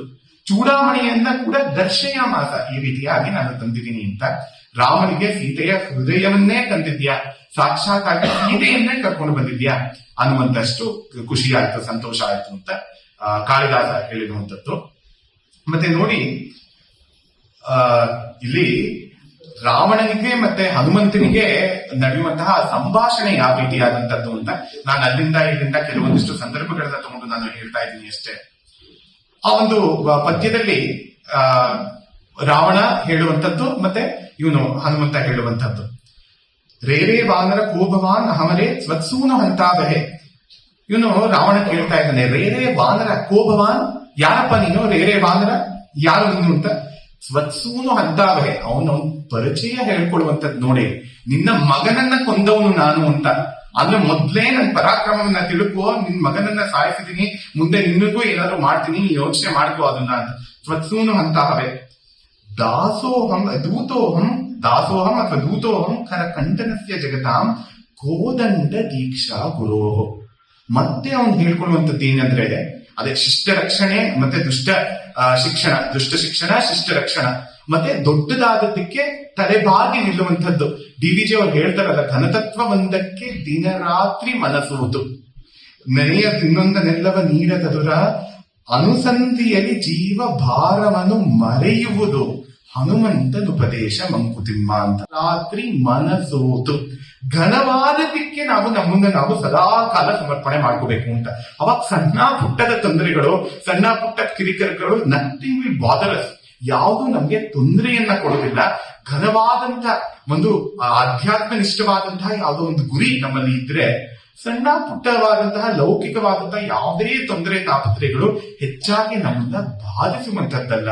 ಘನತತ್ವವೊಂದಕ್ಕೆ ದಿನ ರಾತ್ರಿ ಮನಸೋತು, ಅದು ನೋಡಿ ನಾವು ಸೋಲ್ಬೇಕು, ಯಾವುದೋ ಒಂದು ದೊಡ್ಡದು ಅಂತ ಅದನ್ನ ಗುರುತಿಸಿ ಅದಕ್ಕೆ ಸೋಲ್ಬೇಕು. ಆ ರೀತಿಯಾದಂಥದ್ದನ್ನ ಹನುಮಂತನಲ್ಲಿ ನಾವು ಕಾಣ್ತೀವಿ. ಅನುಸಂಧಿಯಲ್ಲಿ ಜೀವ ಭಾರವನ್ನು ಮರೆಯುವುದು. ಎಲ್ರಿಗೂ ಕೂಡ ಜೀವನದಲ್ಲಿ ತೊಂದರೆಗಳು ಬರುತ್ತೆ, ತಾಪತ್ರಯಗಳು ಬರುತ್ತೆ, ಕಷ್ಟಗಳು ಬರುತ್ತೆ, ಸುಖಗಳು ಕೂಡ ಬರುತ್ತೆ. ಆದ್ರೆ ಜೀವ ಭಾರವನ್ನು ಮರೆಯುವುದು, ಒಂದು ಘನವಾದಂತಹ ಒಂದು ದೃಷ್ಟಿಯನ್ನ, ತತ್ವಕ್ಕೆ ನಾವು ಸಮರ್ಪಣೆಯನ್ನ ಮಾಡಿಕೊಂಡ್ರೆ ಜೀವನ ನಮ್ಗೆ ಭಾರ ಅಂತ ಅನಿಸೋದಿಲ್ಲ, ಹಗುರವಾಗಿ ನಮ್ಗೆ ಕಾಣುತ್ತೆ ಅಂತ. ಜೀವ ಭಾರವನ್ನು ಮರೆಯುವುದು ಹನುಮಂತನ ಉಪದೇಶ ಮಂಕುತಿಮ್ಮ ಅಂತ ಇವರು ಹೇಳಿದ್ದಾರೆ ಡಿ.ವಿ.ಜಿ. ಅವರು. ಅದೇ ರೀತಿಯಾಗಿ ಇಲ್ಲಿ ಇವನು ಹನುಮಂತ ಉಪದೇಶ ಇದು ಉತ್ತರವನ್ನ ಕೊಡ್ತಾನೆ. ರೇರೇ ವಾನರ ಕೋಭವಾನ್ ಅಂದ್ರೆ ಕೇಳಿದ್ರೆ ಅಹಮರೇ ತ್ವತ್ಸೂನು ಅಂತ, ಅವನು ರೇ ಅಂದ್ರೆ ಇವನು ರೇ ಅಂತ ಇದ್ದಾನೆ. ಅದೇ ರೀತಿಯಾಗಿ ಉತ್ತರವನ್ನ ಕೊಡ್ತಾ ಇದ್ದಾನೆ ರಾವಣನಿಗೆ. ರೇರೇ ವಾನರ ಕೋಭವಾನ್ ಆ ಅರೇ ತ್ವತ್ಸೂನು ಅಂತ ಹವೆ, ನಿನ್ನ ಮಗನನ್ನ ಸಾಯಿಸಿರುವಂತವನು ನಾನು. ದೂತೋಹಂ ಖಂಡನಸ್ಯ ಜಗತಾಂ ಕೋದಂಡ ದೀಕ್ಷಾ ಗುರು. ಮತ್ ನಾನ್ ಯಾರ ಶಿಷ್ಯ ಗೊತ್ತಾ? ಆ ಕರಾದೂಷಣ ಅಂತ 14,000 ಜನ ರಾಕ್ಷಸರನ್ನ ಸಾಯಿಸಿದ್ರಲ್ಲ, ಅಂತವನ ಶಿಷ್ಯ. ಇಷ್ಟೆಲ್ಲ ಪರಾಕ್ರಮ ನಮ್ಮ ಗುರುಗಳದು ಇದೆ, ನಂದು ಇಷ್ಟು ಪರಾಕ್ರಮ ಇದೆ, ನೀನ್ ತಿಳ್ಕೊ ಅಂತ ಆಗ್ಲೇ ಧ್ವನಿ ಮೂಲಕ ಇವನು ಹೇಳ್ತಾ ಇದ್ದಾನೆ. ಮದ್ದೋರ್ದಂಡ ಕಠೋರ ತಾಡನವಿದೋ ಕೋಸೌ ತ್ರಿಕೂಟಾಚಲ ಕೋಮೇರು ಕ್ವಚ ರಾವಣಸ್ಯ ಗಣನ ಕೋಟಸ್ತು ಕೀಟಾಯಿತೆ. ಮತ್ತೆ ಇನ್ನು ಪರಾಕ್ರಮಶಾಲಿಯಾದಂತಹ ಹನುಮಂತ ಹೇಳಿದಿರುವಂತದ್ದು, ಮದ್ದೋರ್ದಂಡ ಕಠೋರ ತಾಡನವಿದೋ ಕೋಸೌ ತ್ರಿಕೂಟಾಚಲ. ನೀ ತ್ರಿಕೂಟ ಪರ್ವತದ ಮೇಲೆ, ತ್ರಿಕೂಟ ಅನ್ನುವಂತಹ ಒಂದು ಪರ್ವತ, ಅದು ಇವತ್ತಿಗೂ ಕೂಡ ಅದು ಸಿಂಹಗಿರಿ ಅಥವಾ ಸಿಗಿರಿಯ ಅಂತ ಶ್ರೀಲಂಕಾದಲ್ಲಿದೆ. ಅದ್ರ ಮೇಲೆನೆ ರಾವಣನ ಅರಮನೆ ಇದ್ದಿತ್ತು ಅಂತ. ನನ್ನ ಭುಜಬಲಕ್ಕೆ ಈ ತ್ರಿಕೂಟಾಚಲ ಏನು, ನಾನು ಮೇರು ಪರ್ವತವನ್ನೇ ಧ್ವಂಸ ಮಾಡ್ಬಿಡ್ತೀನಿ ಅಥವಾ ಎತ್ತು ಇಟ್ಟು ಬಿಡ್ತೀನಿ. ಸಂಜೀವನಿ ಪರ್ವತವನ್ನ ಹಾಗೆ ಮಾಡಿಯೂ ಮಾಡ್ದ. ಅವನ್ ತನ್ನ ಕೈಲಿ ಆಗದೆ ಇರುವಂತಹ ಕೆಲಸವನ್ನ ಯಾವ್ದನ್ನ ಹೇಳೋದೇ ಇಲ್ಲ. ಕೋಸವು ತ್ರಿಕೂಟಾಚಲ ನೋಡಿ, ಆ ಸಂಸ್ಕೃತದ ನೈಜ ಸೌಂದರ್ಯ. ಇದು ಏನ್ ಮಹಾ ತ್ರಿಕೂಟಾಚಲ ಅಂತ. ಕೋಸವು ಇದು ಎಂತಹ ತ್ರಿಕೂಟಾಚಲ. ಕೋಮೇರು, ಆ ಮೇರು ಎಲ್ಲಿ? ಪಚ ರಾವಣಸ್ಯ ಗಣನ, ಈ ರಾವಣ ಅಂತ ಯಾವ ಲೆಕ್ಕ ನಂಗೆ. ಕೋಟಸ್ತು ಕೀಟಾಯತೆ, ಕೋಟಿ ಕೋಟಿ ರಾಕ್ಷಸರು ಬಂದ್ರು ಸಾಕು ನಮ್ಗೆ ಆ ರಾಮನಾಮ ಮಹಿಮೆಯಿಂದ ಎಲ್ರನ್ನೂ ಕೂಡ ಕೀಟದಂತೆ, ಒಂದು ಭ್ರಮರದಂತೆ, ಒಂದು ಮಕ್ಷಿಕೆಯಂತೆ ನಾವು ಸಂಹಾರವನ್ನ ಮಾಡ್ತೀವಿ ಅಂತ ಆ ರೀತಿಯಾಗಿ ಇವನು ಉತ್ತರ ಕೊಡ್ತಾನೆ ಹನುಮಂತ ಅಂತ ಇಲ್ಲಿ ಬರುವಂತದ್ದು ಹನುಮಂತ ನಾಟಕದಲ್ಲಿ. ಮತ್ತೆ ರಾವಣ ಇದನ್ನ ನೋಡಿ ಒಂದು ಕ್ಷಣ ಅನ್ಕೋತಾನೆ, ಇದು ಏನಪ್ಪಾ ಇದು ಹೀಗಾಗೋಯ್ತು. ನಾನು ಶಿವನಿಗೆ ಅಷ್ಟು ದೊಡ್ಡ ಭಕ್ತನಾಗಿದ್ದೆ, ಅವನಿಗೆ ನಾನು 10 ತಲೆಗಳನ್ನು ಕೂಡ ನಾನು ಸಮರ್ಪಣೆಯನ್ನ ಮಾಡಿದ್ದೆ. ಆದ್ರೂ ಕೂಡ ಇದು ಒಂದು ವಾನರ ಬಂದು ಇಡೀ ಲಂಕೆಗೆ ಬೆಂಕಿಯನ್ನ ಇಟ್ಟಲ್ಲ, ಇದು ಹೇಗೆ ಸಾಧ್ಯ? ಶಿವನ್ಗೆ ಅಷ್ಟು ದೊಡ್ಡ ಭಕ್ತ ನಾನು ಅಂತ ರಾವಣ ಅನ್ಕೋತಾ ಇದ್ದಾನೆ. ಆದ್ರೆ ಅವನು ನೋಡಿ, ಅವನು ನಿಜವಾಗ್ಲೂ ಶಿವನ ಭಕ್ತನ. ಭಕ್ತಿ ಅಂದ್ರೆ ಸಮರ್ಪಣ ಭಾವದಿಂದ ಬರ್ಬೇಕಾಗಿರುವಂತದ್ದು. ರಾವಣ ಏನ್ ಮಾಡ್ದ? ನಾನ್ ನಿನ್ನನ್ನ ದಬ್ಬಾಡಿಸ್ತೀನಿ ಅಂತ ಶಿವನ್ ಮನೆನೇ ತಗೊಂಡೋಗಿ ಅಲ್ಲಾಡಿಸ್ಬಿಟ್ರೆ ಆ ಶಿವನ್ ಭಕ್ತಿಗೆ ಸಂಕೇತವಾ? ನಾನ್ ಕೈಲಾಸವನ್ನೇ ಅಲ್ಲಾಡಿಸ್ಬಿಡ್ತೀನಿ, ಮತ್ತೆ ನಿನ್ನ ನಂದಿಕೇಶ್ವರ ವಾಹನ ಇದ್ದಾನಲ್ಲ ಅವನನ್ನ ನೋಡಿ ನಿನ್ ಕೋತಿ ತರ ಇದೆಯಾ ಅಂತ ಅವನನ್ನ ಒಬ್ಬ. ಯಾವ್ದೋ ದೇವರ ಬಗ್ಗೆ ನಮ್ಗೆ ಭಕ್ತಿ ಇದೆ ಅಂದ್ರೆ ವಾಹನದ ಬಗ್ಗೆನೂ ಅಷ್ಟೇ ಭಕ್ತಿ ಇರಬೇಕಾಗಿರುವಂತದ್ದು, ಎಲ್ಲ ಜೀವರಾಶಿಗಳ ಬಗ್ಗೆನೂ ಅಷ್ಟೇ ಭಕ್ತಿ ಇರಬೇಕಾಗಿರುವಂತದ್ದು. ಉತ್ತರಾಖಂಡದಲ್ಲಿ ಬರುವಂತದ್ದೇ ಕಥೆ ಅದು. ರಾವಣ ಅಲ್ಲಿ ಶಿವನಿಗಾಗಿ ತಪಸ್ ಮಾಡಕ್ಕೆ ಹೊರಟಿದ್ರೆ ಅಲ್ಲಿ ನಂದಿಕೇಶ್ವರ ಬಂದ್ರೆ ನಿನ್ನ ನೋಡಿ ಇದು ನಿನ್ ಕೋತಿ ಮುಖವಾಗಿದೆ ಅಂತ ಅವನನ್ನ ಬೈದು, ಅದಕ್ಕೆ ನಂದಿಕೇಶ್ವರ ಹೇಳ್ತಾನೆ, ನೀನ್ ಯಾವ್ದು ಕೋತಿ ಅಂತ ಕರ್ತೀಯೋ ಅದೇ ವಾನರರು ಬಂದು ನಿನ್ನನ್ನ ಸಂಹಾರ ಮಾಡ್ತಾರೆ ಅಂತ. ಮತ್ತೆ ವಾನರ ಅನ್ನೋ ಆ ಪದಕ್ಕೆ ಅರ್ಥ ನೋಡಿ, ನರೋವಾ ಇದು ವಾನರ ಅಂತ. ಇವರೇನ್ ಮನುಷ್ಯರಿಗಿಂತ ಹೆಚ್ಚಿನ ಶಕ್ತಿ ಇದ್ದಂತೆ ಇವ್ರಿಗೆ ಕಾಣಿಸ್ತಿದೆಯಲ್ಲ, ಆ ರೀತಿಯಾದಂತವ್ರು ಅಂತ ವಾನರರು. ಆ ವಾನರರಿಂದಲೇ ಸಂಹಾರ ಆಗತ್ತೆ ಅಂತ. ಮತ್ತೆ ಇವ್ನು ರಾವಣ ಬೇರೆ ಅದನ್ನ ತೆಗೆದು ಅಲ್ಲಾಡಿಸೋದು, ಪಾರ್ವತಿಗೆ ಭಯ ಬರುವಂತೆ ಮಾಡುವಂತದ್ದು, ಇದು ನಿಜವಾಗ್ಲೂ ಭಕ್ತಿಯ ಸಂಕೇತವಲ್ಲ. ಆದ್ರೆ ಇವನ್ ರಾವಣ ಅನ್ಕೊಂಡಿದ್ದಾನೆ, ಇಲ್ಲ ನಾನು ತುಂಬಾ ಭಕ್ತ, ಹಾಗಾಗಿ ಇಷ್ಟು ನಂಗೆ ಭಕ್ತಿ ಇದ್ರು ಈ ತರ ನನ್ಗೆ ಯಾಕೆ ಅನ್ಯಾಯ ಆಗ್ತಾ ಇದೆ, ರಾವಣನಿಗೆ ತುಂಬಾ ಅನ್ಯಾಯ ಆಗ್ತಿದೆ ಅಂತ ತಾನು ಹೇಳ್ಕೊಂಡಿರುವಂತದ್ದು. ಅದಕ್ಕೆ ನೋಡಿ ಇವನು ಹೇಳ್ತಾ ಇದ್ದಾನೆ, ತುಷ್ಟಸ್ಪಿನಾಗಿ ದಶಪಿ ಶಿರೋಭಿ, ಹಿಂದೆನೆ ನಾನು 10 ತಲೆಗಳನ್ನ ಸಮರ್ಪಣೆ ಮಾಡಿದ್ದೆ ಪಿನಾಕಿಗೆ, ಇವನ್ಗೆ ಶಿವನಿಗೆ ಸಮರ್ಪಣೆ ಮಾಡಿದ್ದೆ. 10 ತಲೆಗಳನ್ನ ಕೊಟ್ಟಿದ್ದೀನಿ. ಇನ್ ಏನ್ ಬೇಕಂತೆ ಈ ಶಿವನಿಗೆ? ನನ್ನ ಹತ್ರ ಇರೋದನ್ನೆಲ್ಲ ಕೊಟ್ಬಿಟ್ಟಿದ್ದೀನಿ. ಅಹಂಕಾರವನ್ನ ಮಾತ್ರ ಬಿಟ್ಟಿಲ್ಲ. ಆ ಕಾಮ ಕ್ರೋಧ ಲೋಭ ಮೋಹ ಮದ ಮಾತ್ಸರ್ಯ ಆ ಅರಿಷಟ್ ವರ್ಗವನ್ನು ಮಾತ್ರ ಬಿಟ್ಟಿಲ್ಲ. 10 ತಲೆಗಳನ್ನ ಬಿಟ್ಕೊಟ್ಟು ಬಿಟ್ರೆ ಏನೋ, ಇನ್ನು ಮತ್ತೆ 10 ಬೆಳ್ಕೊಂಡಿದೆ. 10 ತಲೆಗಳು ಅಂದ್ರೆ 10 ಜನರಿಗೆ ಇರಬೇಕಾದಂತಹ ಬುದ್ಧಿವಂತಿಕೆಯ ಸಂಕೇತ. ಅಷ್ಟು ಬುದ್ಧಿ ಇದ್ದು ಅಷ್ಟು ಜ್ಞಾನವಿದ್ರು ಒಂದು ಸ್ತ್ರೀ ಹೃದಯ ಅವನಿಗೆ ಅರ್ಥವಾಗಿಲ್ಲ ಅಂದ್ರೆ, ಈ ಸೀತೆ ಕೊನೆಯವಳು ಅವನ ಅಪಹರಣ ಮಾಡಿದ್ರಲ್ಲಿ. ಅದಕ್ಕೆ ಮುಂಚೆ ಎಷ್ಟೋ ಜನ ಮಾಡಿದ್ದಾನೆ, ರಂಬೆ, ಪುಂಜಿಕಸ್ಥಳ, ವೇದವತಿ, ಎಷ್ಟೋ ಜನ ಅಪಹರಣ ಮಾಡಿದ್ದಾನೆ. 1000 ಜನ ಇದ್ರು ಅಂತಃಪುರದಲ್ಲೇ ಅಂತ ನಮ್ಗೆ ಗೊತ್ತಾಗುತ್ತೆ. ಹಾಗಾಗಿ ತುಂಬಾ ಇವನ್ ಭಕ್ತಿ, ನನ್ಗೆ ಇಷ್ಟು ಭಕ್ತನಾದವನಿಗೂ ಈ ರೀತಿ ಕೆಟ್ಟದ್ ಯಾಕೆ ಬಂತು? ತಾವು ಕೆಟ್ಟ ಕೆಲಸ ಮಾಡೋದ್ರ ಬಗ್ಗೆ ಏನು ಗಮನ ಇರೋದಿಲ್ಲ. ನಾನ್ ಭಕ್ತ ಆಗಿದ್ದೀನಿ, ಹಾಗಾಗಿ ನನ್ನ ಸದಾ ಕಾಲ ಕಾಪಾಡ್ತಾ ಇರ್ಬೇಕು ಶಿವ ಅಂತ. ತುಷ್ಟಸ್ಪಿನಾಗಿ ದಶಪಿ ಶಿರೋಭಿ, ಅವನಿಗೆ ಸಂತೋಷವನ್ನ ತೃಪ್ತಿ ಮಾಡಿಲ್ವಾ ನಾನು ತೃಪ್ತಿಯನ್ನು ಕೊಟ್ಟಿಲ್ವಾ ಶಿವನಿಗೆ ಅಂತ ರಾವಣ ಹೇಳ್ಕೊತಾ ಇರೋದು. ತುಷ್ಟೋಚ ಕೈಕಾ ದಶಮೋಹಿ ರುದ್ರ, ಅದಕ್ಕೆ ಅನ್ಕೋತಾ ಇದ್ದಾನೆ, ಪ್ರಾಯಶಃ ನೋಡಿ 11 ರುದ್ರರು ಅಂತ ಇರುವಂತದ್ದು. ಶಿವನ ರೂಪಗಳೇ 11 ರುದ್ರರು ಅಂತ. ನಾನು 10 ಜನಕ್ಕೆ ಮಾತ್ರ ನನ್ನ ತೃಪ್ತಿಯನ್ನ ಕೊಟ್ಬಿಟ್ಟೆ ಅನ್ಸುತ್ತೆ. 11ನೇ ರುದ್ರನಾದಂತಹ ರುದ್ರ ಭೀಕರನಾದಂತಹವನು ಇವನು ಹನುಮಂತ, ಅವನು ಬಂದಿದ್ದಾನೆ ಅಂತ ಕಾಣಿಸುತ್ತೆ ಅಂತ ರಾವಣ ತನಗೆ ತಾನೇ ಹೇಳ್ಕೊತಾ ಇರುವಂತದ್ದು. ಹನುಮಂತ ಶಿವನ ಅವತಾರ ಅಂತ ಕೂಡ ಒಂದು ಕಥೆ ಇದೆ, ಶಿವನ ಅಂಶಕ್ಕೆ ಹುಟ್ಟಿರುವಂತವನು ಅಂತ. ಆ ರೀತಿಯಾಗಿ ಇವನು ಅನುಮಾನ ಮಾಡ್ಕೋತಾ ಇರುವಂತದ್ದು, ಊಹಿಸ್ಕೋತಾ ಇರುವಂತದ್ದು ರಾವಣ. 10 ತಲೆಗಳನ್ನ ಕೊಟ್ಟು 10 ದಶರುದ್ರರನ್ನ ನಾನು ಸಂತೋಷ ಪಡಿಸಿದೆ, ಆದ್ರೆ ಏಕಾದಶ ರುದ್ರರನ್ನ ನಾನು ಸಂತೋಷ ಪಡಿಸಕ್ಕಾಗಲಿಲ್ಲ ಅಂತ ಕಾಣುತ್ತೆ. ಹಾಗಾಗಿ ಹನುಮಂತನ ರೂಪದಲ್ಲಿ ಬಂದಿದ್ದಾನೆ ಅಂತ. ಅದೋ ಹನುಮಾನ್ ದಹತೀತಿ ಕೋಪಾತ್ ಪಂಕ್ತಿ ಭೇದೋ ನ ಪುನಃ ಶಿವಾಯ. ಇವನು ಪಂಕ್ತಿ ಭೇದ ಮಾಡಿಬಿಟ್ಟಿದ್ದಾನೆ ಶಿವ. ಏನಂದ್ರೆ 11 ಜನಕ್ಕೆ ನಾನು ಸಮಾನವಾಗಿ ತಲೆಗಳನ್ನ ಕೊಟ್ಟಿರ್ಬೇಕಾಗಿತ್ತು ಅನ್ಸುತ್ತೆ, ಇದು ನಾನು ಪಂಕ್ತಿ ಭೇದ ಮಾಡಿದ್ರಿಂದ ನನ್ನ ಬಗ್ಗೆ ಕೋಪವನ್ನ ಇಟ್ಕೊಂಡಿದ್ದಾನೆ ಅಂತ. ಅಂದ್ರೆ ತಾನ್ ಮಾಡೋ ಕೆಟ್ಟ ಕೆಲ್ಸದಕ್ಕೆ ದೊಡ್ಡವ್ರ ಮೇಲೆ ಯಾರ ಮೇಲೋ ಇದನ್ನ ತಪ್ಪನ್ನ ಹೊರಿಸ್ಬಿಡುವಂತದ್ದು. ಇದೇ ರೀತಿಯಾಗಿ ವಾಲಿಯ ಒಂದು ಗುಣವೂ ಇದೇ ರೀತಿ, ದುರ್ಯೋಧನನ ಗುಣವೂ ಇದೇ ರೀತಿಯಾಗಿ ನಮ್ಗೆ ಮಹಾಭಾರತದಲ್ಲೂ ಬರುತ್ತೆ, ರಾಮಾಯಣದಲ್ಲೂ ಬರುತ್ತೆ. ರಾವಣನ ಗುಣನು ಇದೇ ರೀತಿಯಾದಂಥದ್ದು. ಜಾನಾಮಿ ಧರ್ಮಂ ನಚಮೇ ಪ್ರವೃತ್ತಿ, ಜಾನಾಮ್ಯ ಧರ್ಮಂ ನಚಮೇ ನಿವೃತ್ತಿ, ಕೇನಾಪಿ ದೇವೇನ ಹೃದಯಸ್ಥಿತೇನ ಯಥಾ ನಿಯುಕ್ತೋಸ್ಮಿ ತಥಾ ಕರೋಮಿ ಅಂತ ರಾವಣನೂ ಹೇಳ್ತಾನೆ, ವಾಲಿನೂ ಹೇಳ್ತಾನೆ, ದುರ್ಯೋಧನನೂ ಹೇಳ್ತಾನೆ. ಏನಂದ್ರೆ ಹೇಳ್ತಿರೋದು ನೋಡಿ, ಅವರು ಜಾನಾಮಿ ಧರ್ಮಂ, ನನ್ ಧರ್ಮ ಅಂದ್ರೆ ಏನು ಅಂತ ಗೊತ್ತು, ನಚಮೇ ಪ್ರವೃತ್ತಿ, ನಮ್ ಮೋಟಿವೇಶನ್ನೇ ಇಲ್ಲ ಧರ್ಮದ ಕೆಲಸ ಮಾಡೋದಕ್ಕೆ. ಜಾನಾಮ್ಯ ಧರ್ಮಂ, ಜಾನಾಮಿ ಅಧರ್ಮಂ, ಅಧರ್ಮ ಅಂದ್ರೆ ಏನು ಅಂತ ಕೂಡ ಗೊತ್ತು. ನಚಮೇ ನಿವೃತ್ತಿ, ನಂಗೆ ಅದರಿಂದ ಬಿಡಿಸ್ಕೊಳಕ್ಕೆ ಆಗ್ತಾ ಇಲ್ಲ. ಕೇನಾಪಿ ದೇವೇನ ಹೃದಯಸ್ಥಿತೇನ ಯಥಾ ನಿಯುಕ್ತೋಸ್ಮಿ ತಥಾ ಕರೋಮಿ. ಯಾವುದೋ ಒಬ್ರು ದೇವರು ನನ್ನ ಹೃದಯದಲ್ಲಿ ಕೂತ್ಕೊಂಡು ಬಿಟ್ಟಿದ್ದಾನೆ, ಅವನ್ ನನಗೆ ಈ ಕೆಲಸವನ್ನೆಲ್ಲ ಮಾಡಿಸ್ತಾ ಇದ್ದಾನೆ ಅಂತ. ಕೆಟ್ಟ ಕೆಲಸನೆಲ್ಲ ಮಾಡೋದು ಇನ್ಯಾರ ಮೇಲೋ ಆ ಗೂಬೆನ ಕೂರಿಸುವಂತದ್ದು. ಅದೇ ರೀತಿಯಾಗಿ ರಾವಣಂದು ಕಾಣಿಸುತ್ತೆ. ಓ, ಶಿವನಿಗೆ ನಾನು ಪಂಕ್ತಿ ಭೇದ ಮಾಡಿದೆ ಅಂತ ಕಾಣಿಸ್ತದೆ, ಹಾಗಾಗಿ ನನ್ನನ್ನು ಸಂಹಾರ ಮಾಡ್ತಾ ಇದ್ದಾನೆ ಅಂತ. ಇವನ್ ಮಾಡಿದಂತಹ ದುಷ್ಟ ಕೆಲಸಕ್ಕೆ ಯಾವ್ದ್ರ ಬಗ್ಗೆನೋ ಅದು ಯಾವುದು ಗಮನವೇ ಇರೋದಿಲ್ಲ. ಅದನ್ನ ನಾವು ಗಮನಿಸಬೇಕಾಗಿರುವಂತದ್ದು.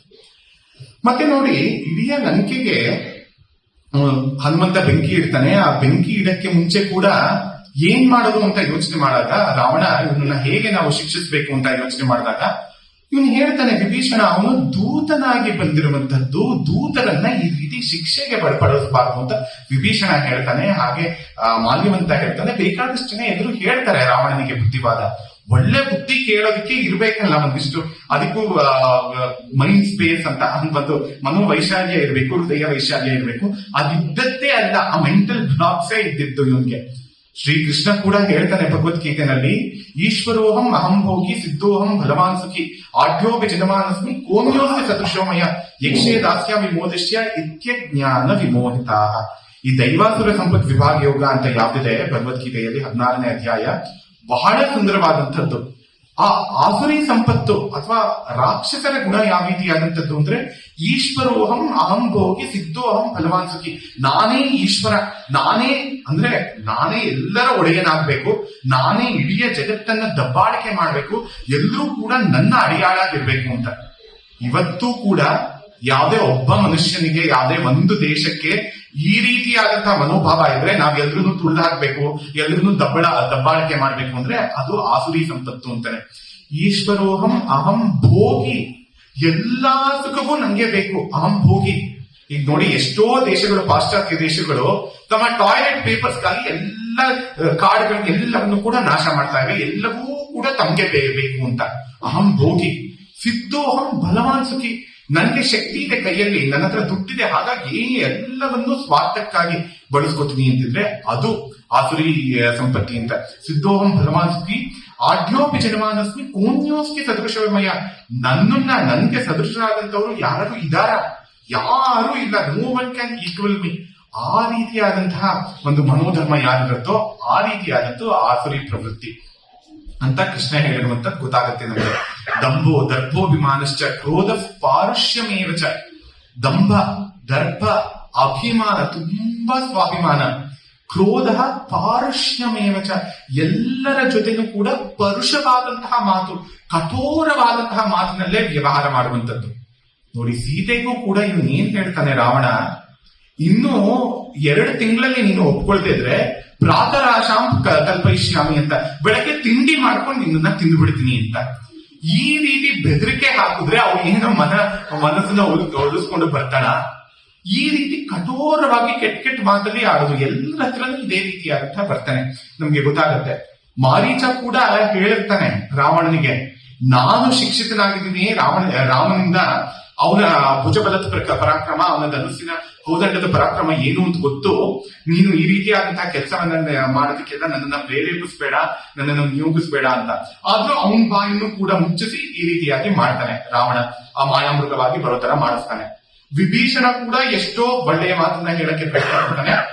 ವಿಭೀಷಣ ಒಳ್ಳೆ ಮಾತನ್ನ ಹೇಳಕ್ ಪ್ರಯತ್ನ ಪಟ್ರೆ, ಓ ನೀನು ನನ್ಗೆ ಬೈರಿ, ನನ್ನನ್ನ ಕಪಟೋಪಾಯಗಳಿಂದ ನನ್ನನ್ನ ಸಾಯಿಸ್ಬೇಕು ಅನ್ಕೊಂಡಿದ್ಯಾ, ನಿನ್ಗೆ ರಾಜ್ಯದ ಮೇಲೆ ಆಸೆ ಇದೆ ಅಂತ ಕಾಣುತ್ತೆ ಅಂತ ಇಲ್ಲದ್ದು ಸಲ್ಲದ್ದು ಆರೋಪಗಳನ್ನೆಲ್ಲ ವಿಭೀಷಣನ ಮೇಲೆ ಹೊರಿಸ್ಬಿಡುವಂಥದ್ದು. ಅಂದ್ರೆ ತಮ್ಮಲ್ಲಿರುವಂತಹ ದುರ್ಗುಣ ತನ್ನ ಸಾತ್ವಿಕನಾದಂತಹ ತಮ್ಮನ್ನ ಆ ದುರ್ಗುಣಗಳಿವೆ ಅಂತ. ಓ ನನ್ನಿಂದ ನೀನು ಸಿಂಹಾಸನವನ್ನೇ ಕಬಳಿಸೋದಕ್ಕೆ ನೀನು ಪ್ರಯತ್ನ ಪಡ್ತಿದ್ಯಾ ಅನ್ಸುತ್ತೆ, ಅದಕ್ಕೆ ಈ ರೀತಿಯಾದಂತಹ ಉಪದೇಶವನ್ನೆಲ್ಲ ಕೊಡ್ತಾ ಇದೆಯಾ ಅಂತ. ಹೀಗೆ ಆ ಪಾರುಷ್ಯ ಅನ್ನುವಂಥದ್ದು ಆಸುರಿ ಪ್ರವೃತ್ತಿ ಅಂತ ನಮ್ಗೆ ಗೊತ್ತಾಗುತ್ತೆ. ಅದೇ ಈ ಏನ್ ಮಾಡೋದು ಅಂತ ಯೋಚನೆ ಮಾಡಿದಾಗ ವಾನರರಿಗೆ ತುಂಬಾ ಗೌರವ, ತುಂಬಾ ಅಭಿಮಾನ ಪೂರ್ಣವಾದಂತಹ ಭಾಗ, ದೇಹದ ಭಾಗ ಅಂದ್ರೆ ಈ ಬಾಲ ಅಂತ. ಆ ಬಾಲಕ್ಕೆ ಬೆಂಕಿಯನ್ನ ಹಚ್ಚಿಬಿಡೋಣ ಅಂತ. ಅಂದ್ರೆ ದೂತನಾಗಿ ಒಂದು ಸಂದೇಶವನ್ನ ತಂದಿರುವಂತವನ್ಗೆ ಈ ರೀತಿಯಾಗಿ ಹಿಂಸೆಯನ್ನ ಮಾಡೋದು ಅಂತ. ಮತ್ತೆ ಮೂಲ ರಾಮಾಯಣದಲ್ಲಿ ಬರೋದಿಲ್ಲ, ಎಲ್ರಿಗೂ ಗೊತ್ತಿರುವಂತದ್ದೇ ಕತೆ. ಆ ಬಾಲ ಬೆಳಿತಾ ಇರತ್ತೆ ಅಂತ, ಅದಕ್ಕೆ ಎಷ್ಟು ಸುತ್ತಿದ್ರು ಅದು ಬಟ್ಟೆಯನ್ನ ಸುತ್ತಿದ್ರು ಅದು ಸಾಕಾಗುವುದಿಲ್ಲ ಅಂತ ಮೂಲ ರಾಮಾಯಣದಲ್ಲಿ ಈ ಕತೆ ಬರೋದಿಲ್ಲ. ಅದು ಲೌಕಿಕವಾಗಿ ಮೌಖಿಕ ಪರಂಪರೆಯಲ್ಲಿ ಬೆಳೆದಿರುವಂತದ್ದು ಅಂತ, ಫೋಕ್ಲೋರ್ ಜಾನಪದೀಯವಾಗಿ ಬಂದಿರುವಂತಹ ಕತೆ ಅದು. ಇರ್ಲಿ, ಆ ರೀತಿ ಹಚ್ತಾನೆ. ಮತ್ತೆ ಹನುಮಂತ ಕೂಡ ಇಡೀ ಲಂಕೆಯನ್ನ ಸುಡ್ತಾನೆ. ಆ ಸ್ವರ್ಣಮಯೀ ಲಂಕ, ಚಿನ್ನದ ಲಂಕೆ, ಚಿನ್ನವನ್ನ ಅಗ್ನಿ ಪರೀಕ್ಷೆಗೆ ಒಡ್ಬೇಕು. ಅವಾಗ ಚಿನ್ನದ ನೈಜತೆ ಅಥವಾ ನಿತ್ಯವ ಶುದ್ಧತೆ ಗೊತ್ತಾಗತ್ತೆ ಅಂತ. ಈ ಚಿನ್ನ ಇನ್ನು ಕಪಟೋಪಾಯಗಳಿಂದ ಅವನು ಅಪಹರಣ ಮಾಡಿದಂಥದ್ದು ರಾವಣ. ತನ್ನ ಸ್ವಂತ ಶಕ್ತಿಯಿಂದ ಏನೋ ಆಮೂಲಾಗ್ರವಾಗಿ ಕಟ್ಟಿದಂತದ್ದೇನಲ್ಲ ಆ ಲಂಕೆ, ಕುಬೇರನಿಗೆ ಸೇರಿದಂಥದ್ದು. ಆಗ್ಲೇ ಹೈಜಾಕ್ ಮಾಡಿದ್ದ.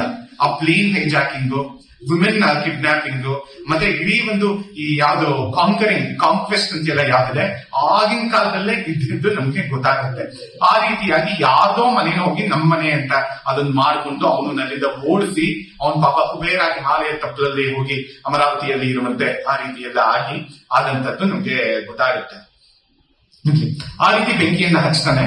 ಮತ್ತೆ ಬಾಲಕ್ಕೆ ಬೆಂಕಿಯನ್ನ ಹಚ್ಚಿದ್ರೆ ಇವನು ಹನುಮಂತ ಇಡೀ ಲಂಕೆಯನ್ನ ಸುಡ್ತಾನೆ ಅಂತ ಗೊತ್ತಿರುವಂತಹ ಕತೆ. ಮತ್ತೆ ಆ ರೀತಿ ಸುಟ್ಟ ಮೇಲೂ ಕೂಡ ಹನುಮಂತ ಒಂದ್ ಕ್ಷಣ ಯೋಚನೆ ಮಾಡ್ತಾನೆ, ಇದು ಏನ್ ಮಾಡ್ಬಿಟ್ಟೆ ನಾನು, ಒಳ್ಳೆ ಕಪಿ ಬುದ್ಧಿನ ನಾನು ತೋರಿಸ್ಬಿಟ್ನಾ ನಿಜವಾಗ್ಲೂ ಅಂತ. ಪಂಚತಂತ್ರದಲ್ಲಿ ಒಂದು ಕತೆ ಬರುತ್ತೆ, ಒಂದ್ ಕಾಗೆದು ಮತ್ತೆ ಒಂದು ಕೋತಿದು ಸಂವಾದ. ಆ ಕಾಗೆಗಳಿಗೆ ನೋಡಿ, ಕೋತಿಗಳಂತೆ ಕೈಗಳಿರೋದಿಲ್ಲ, ಕಾಲ್ಗಳಿರೋದಿಲ್ಲ, ಬರೀ ಕೊಕ್ಕು ಮಾತ್ರ ಇರುತ್ತೆ. ಅದು ತಮ್ಮ ಗೂಡನ್ನ ಕಟ್ಕೋಬೇಕು ಅಂದ್ರೆ ಒಂದೊಂದೇ ಹುಲ್ಕಟ್ಟಿಯನ್ನ, ಒಂದೊಂದೇ ಮರದ ಕಟ್ಟಿಯನ್ನ ತಗೊಂಡು ಹೋಗಿ ಸಂಗ್ರಹ ಮಾಡಿ ಆ ಗೂಡನ್ನ ಕಟ್ಟಬೇಕಾಗತ್ತೆ. ಅದು ಆ ಕಾಗೆ ಈ ಕೋತಿಯನ್ನ ಕೇಳುತ್ತೆ, ನಾನು ಇಷ್ಟು ಕಷ್ಟಪಟ್ಟು ಮನೆಯನ್ನ ಕಟ್ಕೋತೀನಿ, ನಿನ್ಗೆ ಕೈ ಕಾಲು ಎಲ್ಲ ಇದೆ, ಒಂದ್ ಕಡೆ ಇನ್ನೊಂದ್ ಕಡೆ ನೆಗಿತಾ ಇರ್ತೀಯಲ್ಲ, ನೀನ್ ಒಂದ್ ಮನೆ ಅಂತ ಕಟ್ಕೊಂಡು ಒಂದ್ ಕಡೆ ನೆಮ್ಮದಿಯಾಗಿ ಯಾಕೆ ನೀನು ಇರೋದಿಲ್ಲ ಅಂದ್ರೆ, ಅವಾಗ ಆ ಕಪಿ ಹೇಳುವಂತದ್ದು ಅಶಕ್ತೋಹಂ ಗೃಹಾರಂಭೆ ಶಕ್ತೋಹಂ ಗೃಹಪಂಚನೆ ಅಂತ. ನನ್ ಮನೆಯನ್ ಕಟ್ಟಕ್ ಬರ್ದೇ ಇರ್ಬೋದು, ಕಟ್ಟೋದಿಲ್ಲ ನಾನು, ಆದ್ರೆ ಒಂದ್ ಕ್ಷಣದಲ್ಲಿ ನೋಡು, ನೀನು ಗೂಡನ್ ಕಟ್ಟಿದ್ದಿಲ್ಲ, ಒಂದ್ ಕ್ಷಣಕ್ಕೆ ಚೆಲ್ಲಾಪಿಲ್ಲಿ ಮಾಡಿ ಹರಿದಾಕ್ಬಿಡ್ತೀನಿ ಅಂತ.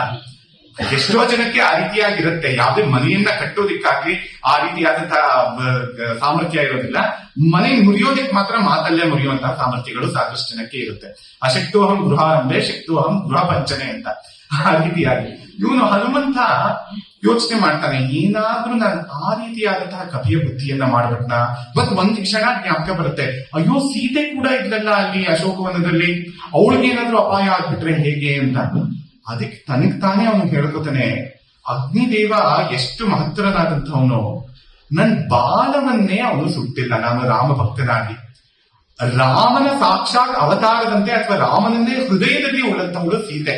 ಹೀಗಿರುವಾಗ ಅಗ್ನಿ ಏನಾದ್ರೂ ಸೀತೆಯನ್ನ ಸುಡುವಂತದ್ದುಂಟೆ? ನನ್ ಬಾಲವನ್ನೇ ಸುಟ್ಟಿಲ್ಲ ಅಂದ್ರೆ ಸೀತೆಯನ್ನ ಖಂಡಿತವಾಗಿಯೂ ಅವಳಿಗೇನು ಹಾನಿಯನ್ನ ಮಾಡಿರೋದಿಲ್ಲ ಅಂತ ಆ ರೀತಿಯಾಗಿ ಭರವಸೆಯನ್ನ ನನಗೆ ತಾನೇ ತಂದ್ಕೋತಾನೆ. ಮತ್ತೆ ಎಲ್ರಿಗೂ ಗೊತ್ತಿರೋ ಹಾಗೆ ಸೀತೆಗೆ ಸಾಕಷ್ಟು ಸಲ ಹೇಳ್ತಾನೆ, ನಾನ್ ಕರ್ಕೊಂಡು ಹೊರಟೋಗ್ತೀನಿ, ರಾವಣನ ನಾನು ಸಾಯಿಸ್ಬಿಡ್ತೀನಿ ಅಂತ.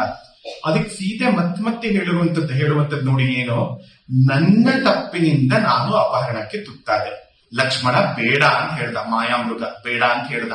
ಅದು ನಿಜವಾಗ್ಲೂ ರಾಕ್ಷಸರದ್ದು ಕಪಟೋಪಾಯ. ಎಲ್ಲಿಯೂ ನಾವು ಈ ರೀತಿಯಾದಂತಹ ಮೃಗವನ್ನ ನೋಡಿಲ್ಲ, ನೀನ್ ಅದಕ್ಕೆ ಮರಳಾಗ್ಬೇಡ ಅಂತ ಲಕ್ಷ್ಮಣ ಅಷ್ಟು ಹೇಳ್ದ. ನಾನೇ ರಾಮನಿಗೆ ಹೋಗು ಅಂತ ಅವನನ್ನ ಕಳಿಸ್ದೆ.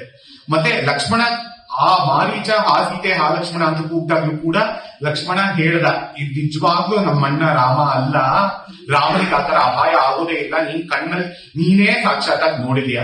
ಖರ, ದೂಷಣ, ತ್ರಿಶಿರಸ್ಸು 14,000 ಜನ ರಾಕ್ಷಸರನ್ನ ಒಂದೇ ಸಮ ಸಾಯಿಸಿದಾನೆ ಅವನು. ಹಾಗಿರುವಾಗ ಅದ್ ಯಾವ ಮಾಯಾ ಮೃಗ ಇವ್ಗೇನೋ ಅಪಾಯ ಮಾಡ್ಬಿಡ್ತು ಅಂದ್ರೆ ಏನಂತ, ನೀನ್ ಯಾಕೆ ಈ ತರ ಭರವಸೆ ಕಳ್ಕೊಂಡ್ ಬಂದಿದ್ಯಾ ಅಂದ್ರೆ, ಇವಳು ಹೀನಾಮಾನ್ಯವಾಗಿ ಲಕ್ಷ್ಮಣನಿಗೆ ಬೈದು ಕಳಿಸುತ್ತಾಳೆ ಸೀತೆ. ಒಂದು ಆತಂಕ ಬಂದಾಗ ನೋಡಿ ಯಾವ ರೀತಿ ನಾವು ಮಾತಾಡ್ತೀವಿ ಅಂತ ನಮ್ಗೆ ಅದೊಂದು ನಿಯಂತ್ರಣದಲ್ಲಿ ಇರೋದಿಲ್ಲ. ಆ ರೀತಿ ಔಟ್ ಆಫ್ ಕಂಟ್ರೋಲ್ ಏನೋ ಮಾತಾಡೋದಾಗಿರುತ್ತೆ. ಆ ರೀತಿ ಸೀತೆ ಬೈದು ಕಳಿಸಿರ್ತಾಳೆ ರಾಮನ ಮೇಲಿದ್ದಂತಹ ಪ್ರೀತಿಯಿಂದ ಮತ್ತೆ ಆ ಆತಂಕದಿಂದ ಅವಳಿಗೆ ಆ ರೀತಿ ಆದಂತದ್ದು ಅಂತ ನಮ್ಗೆ ಗೊತ್ತಾಗುತ್ತೆ. ಆ ರೀತಿ ಮಾತಾಡಿ ಕಳಿಸಿರ್ತಾಳೆ. ಇಲ್ಲಿ ಹನುಮಂತಂಗೆ ಹೇಳ್ತಾಳೆ, ನನ್ನ ತಪ್ಪಿನಿಂದ ನಾನು ಅಪಹರಣಕ್ಕೆ ತುತ್ತಾದೆ, ಹಾಗಾಗಿ ರಾಮನೇ ಬಂದು ನನ್ನನ್ನ ಕಾಪಾಡಿ, ನಿನ್ ಜೊತೆ ನಾನು ಬಂದ್ಬಿಟ್ರೆ ಇಲ್ಲಿಂದ ಆರಾಮಕ್ಕೆ ಅವಳು ತಪ್ಪಿಸ್ಕೊಂಡ್ ಬಿಟ್ಲು ಅಂತ ಆಗತ್ತೆ.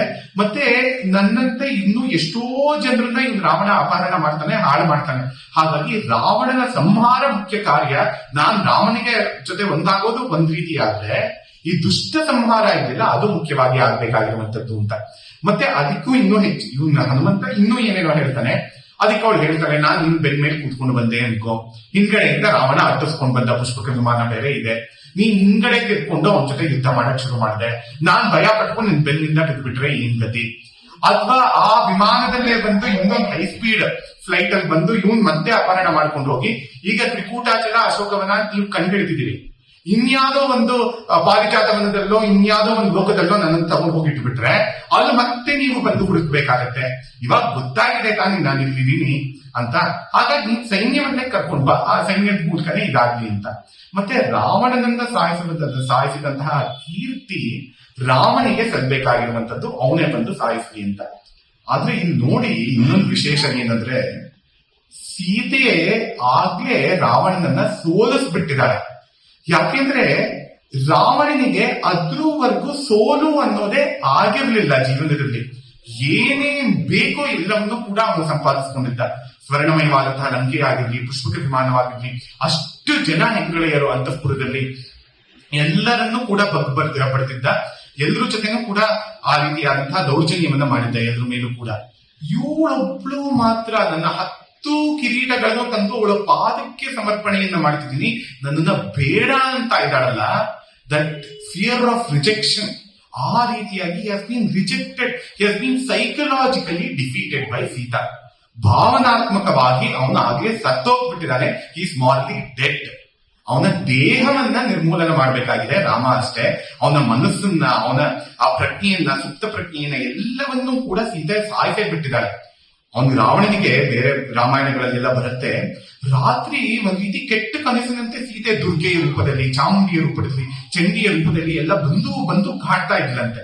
ಆ ರೀತಿಯಾಗಿ ಸೀತೆಯ ಮುಂದೆ ನಾನು ಸೋಲನ್ನ ಪಡ್ತಿದ್ದೀನಲ್ಲ ಅಂತ. ಮತ್ತೆ ನೋಡಿ, ಸೀತೆ ರಾವಣ ಅದಷ್ಟನ್ನು ತಂದು ಅವಳ ಮುಂದೆ ಹಾಕಿದ್ರೆ ಅದ್ರ ಕಡೆ ತಿರ್ಗೂ ನೋಡೋದಿಲ್ಲ, ಇವ್ ಮುಖವನ್ನು ಕೂಡ ನೋಡೋದಿಲ್ಲ. ನೋ ಐ ಕಾಂಟ್ಯಾಕ್ಟ್, ಕಣ್ಣಲ್ಲಿ ಕಣ್ಣಿಟ್ಟು ಕೂಡ ನೋಡೋದಿಲ್ಲ. ಇದೆಲ್ಲವೂ ಕೂಡ ಒಂದು ತೃಣಕ್ಕೆ ಸಮಾನ ಅಂತ. ಒಂದು ಬ್ಲೇಡ್ ಆಫ್ ಗ್ರಾಸ್, ಆ ಒಂದು ಹುಲ್ಲನ್ನ, ಕುಶವನ್ನ ಅಲ್ಲಿ ಅಡ್ಡ ಇಟ್ಕೊಂಡು ಅದನ್ನ ನೋಡಿ ಮಾತಾಡಿ ಅದು ಬೆಂಕಿಯನ್ನು ಕೂಡ ಹತ್ಕೊಂಡ್ಬಿಡುತ್ತೆ.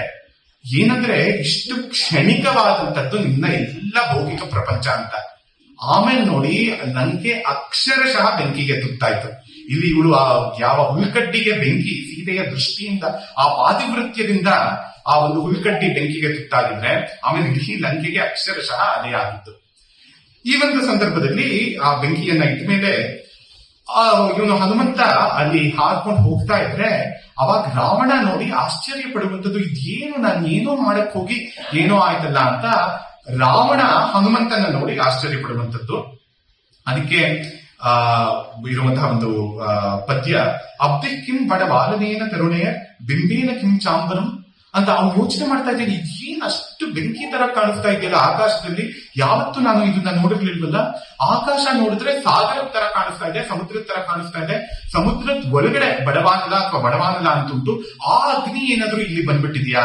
ಅಥವಾ ತರುಣೆಯ ಬಿಂಬೇನ ಕಿಂಚಾಂಬರಂ, ಅಥವಾ ಸೂರ್ಯನ ಇಷ್ಟು ವೇಗದಿಂದ ಹೋಗ್ತಾ ಇದ್ದಾನೆ ಆಕಾಶದಲ್ಲಿ. ಇದೇನಿದು ಆಶ್ಚರ್ಯ, ನಂಗೆ ಅರ್ಥವೇ ಆಗ್ತಿಲ್ವಲ್ಲ ಇದೇನಾಗ್ತಿದೆ ಅಂತ. ಮೇಘ ಕಿಂ ಚಪಲಾಚ ಏನ ಶಶಿಭೃತ್ಕಿಂ ಬಾಲ ನೇತ್ರೇನ ವಾ, ಅಥವಾ ಏನು ಚಂದ್ರ ಆಕಾಶದಲ್ಲಿ ಬಂದು ಚಂದ್ರ ಏನಾದ್ರೂ ಅಗ್ನಿಯನ್ನ ಅಲ್ಲಿ ಕಾಡ್ತಾ ಇದ್ದಾನ, ಆ ರೀತಿಯಾಗಿ ಇದು ಕಾಣಿಸ್ತಿದೆ ಅಂತ. ಕಾಲಕ್ಕಿಂ, ಇದೇನು ಪ್ರಳಯಾಗ್ನಿನೇ ಬಂದಿದ್ಯಾ? ಪ್ರಳಯಾಗ್ನಿ ಬಂದು ಇಡೀ ಲಂಕೆಯನ್ನೇ ನಾಶ ಮಾಡಕ್ಕೆ ಪ್ರಯತ್ನ ಪಡ್ತಾ ಇದೆಯಾ? ಅಥವಾ ಕ್ಷಯ ಮನ್ನಿನೇಂದ್ರ ಧನುಷ ಧಾರಾಧರ ಕಿಂ ಮಹಾನ್ ಮೇರಕ್ಕಿಂ ಧ್ರುವ ಮಂಡಲೇನ ಸಕಪಿ ಪುಚ್ಚೇನ ಕೇ ರಾಜತೆ. ಮೇರುಕ್ಕಿಂ ಧ್ರುವ ಮಂಡಲೇನ, ಈ ನಕ್ಷತ್ರದ ಮಂಡಲದ ಮಧ್ಯೆ ಏನು ಮೇರು ಪರ್ವತವೇ ಬಂದ್ಬಿಟ್ಟಿದ್ಯಾ ಅಂತ. ಆ ಆಂಜನೇಯನ ಬಾಲದ ಬೆಂಕಿ ಆಕಾಶದಲ್ಲಿ ಅವನು ಹಾರ್ಕೊಂಡು ಹೋಗ್ತಾ ಇದ್ರೆ ಇಡೀ ಮೇರು ಪರ್ವತವೇ ಆಕಾಶಕ್ಕೆ ಬಂದ್ಬಿಟ್ಟಿದ್ಯೇನೋ ಅಂತ ಭಾಸವಾಗುವಂಥದ್ದು. ಈ ರೀತಿಯಾಗಿ ಭಾಸವಾಯ್ತು, ಭ್ರಾಂತಿ ಆಯ್ತು ಅಂತ ರಾವಣನಿಗೆ ಆಗುತ್ತೆ. ಆಮೇಲೆ ಕೊನೆಗೆ ಇನ್ನು ಹನುಮಂತ, ನಾನು ಆಗ್ಲೇ ಹೇಳಿದಾಗೆ ರಾಮನ ಹತ್ರ ಬರ್ತಾನೆ, ಆ ಬೆಂಕಿಯನ್ನ ಆರಿಸ್ಕೊಂಡು ರಾಮನ ಹತ್ರ ಬರ್ತಾನೆ.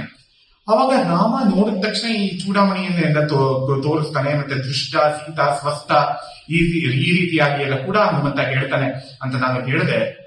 ಅವಾಗ ರಾಮನಿಗೆ ತಕ್ಷಣ ಇವನ್ಗೆ ಏನಾದ್ರೂ ಉಡುಗೊರೆಯನ್ನ ಕೊಡ್ಬೇಕು, ಏನಾದ್ರೂ ಒಂದು ಪಾರಿತೋಷವನ್ನ ಕೊಡ್ಬೇಕು. ನೋಡಿ, ಅವನು ರಾಜನಾಗಕ್ಕೆ ಹೊರಟಂತವನು. ಆ ರಾಜನಾಗಿದ್ರೆ, ಆ ಸ್ಥಾನದಲ್ಲಿ ಇದ್ದಿದ್ರೆ ಏನೇನೆಲ್ಲ ಕೊಡ್ಬೋದಿತ್ತು ಇವನ್ಗೆ, ಹನುಮಂತನಿಗೆ. ಇವಾಗ ಅವನಲ್ಲಿ ಏನೂ ಇಲ್ಲ ಕೊಡೋದಿಕ್ಕೆ, ಬರೀ ಒಂದು ಆಲಿಂಗನವನ್ನ ನಿಂಗೆ ಕೊಡ್ತೀನಿ, ಅದನ್ನೇ ಹಾರವಾಗಿ ಕೊಡ್ತೀನಿ, ನಾನು ತಬ್ಕೋತೀನಿ, ಅದೇ ನಿಂಗೆ ಪಾರಿತೋಷ, ಇಷ್ಟೇ ನನಗೆ ಕೊಡಕ್ಕಾಗ್ತಿರುವಂತದ್ದು ಅಂತ. ಆದ್ರೆ ಅದಕ್ಕಿಂತ ದೊಡ್ಡ ಪಾರಿತೋಷ ಇನ್ಯಾಕಾದ್ರೂ ಬೇಕಾ? ರಾಮನೇ ತಬ್ಕೋತಾ ಇದ್ದಾನೆ ಅಂದ್ರೆ, ವೇದ ವೇದ್ಯೆ ಪರೇ ಪುಂಸಿ ಜಾತೆ ದಶರಥಾತ್ಮಜೆ ವೇದ ಪ್ರಾಚೀನಕಾದಾಸಿ ಸಾಕ್ಷಾತ್ ರಾಮಾಯಣ ಆತ್ಮನ ಅಂತ. ಆ ವೇದದಿಂದಲೇ ಗೊತ್ತಾಗ್ಬೇಕಾಗಿರುವಂತಹ ಆ ಪರಮಾತ್ಮ, ವೇದ ವೇದ್ಯೆ ಪರೇ ಪುಂಸಿ ಜಾತೆ ದಶರಥಾತ್ಮಜೆ, ನಮ್ಮ ಲೋಕ ಕಲ್ಯಾಣಕ್ಕಾಗಿ ಅವನು ದಶರಥನ ಮಗನಾಗಿ ಜನ್ಮವನ್ನ ತಾಳಿದ. ಅದು ಅನಾದ್ಯನಂತವಾದಂತಹ ವಸ್ತು ಪರಮಾತ್ಮ.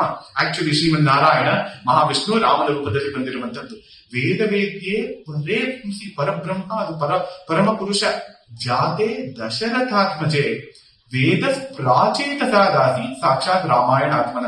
ಈ ರಾಮಾಯಣ ಅನ್ನುವಂತಹ ಪಂಚಮ ವೇದವನ್ನ ಪ್ರಾಚೇತಸ ಮಹರ್ಷಿಗಳು ಅಂದ್ರೆ ವಾಲ್ಮೀಕಿ ಮುನಿಗಳು ಬರೆದ್ರು ಅಂತ ಇದೆ.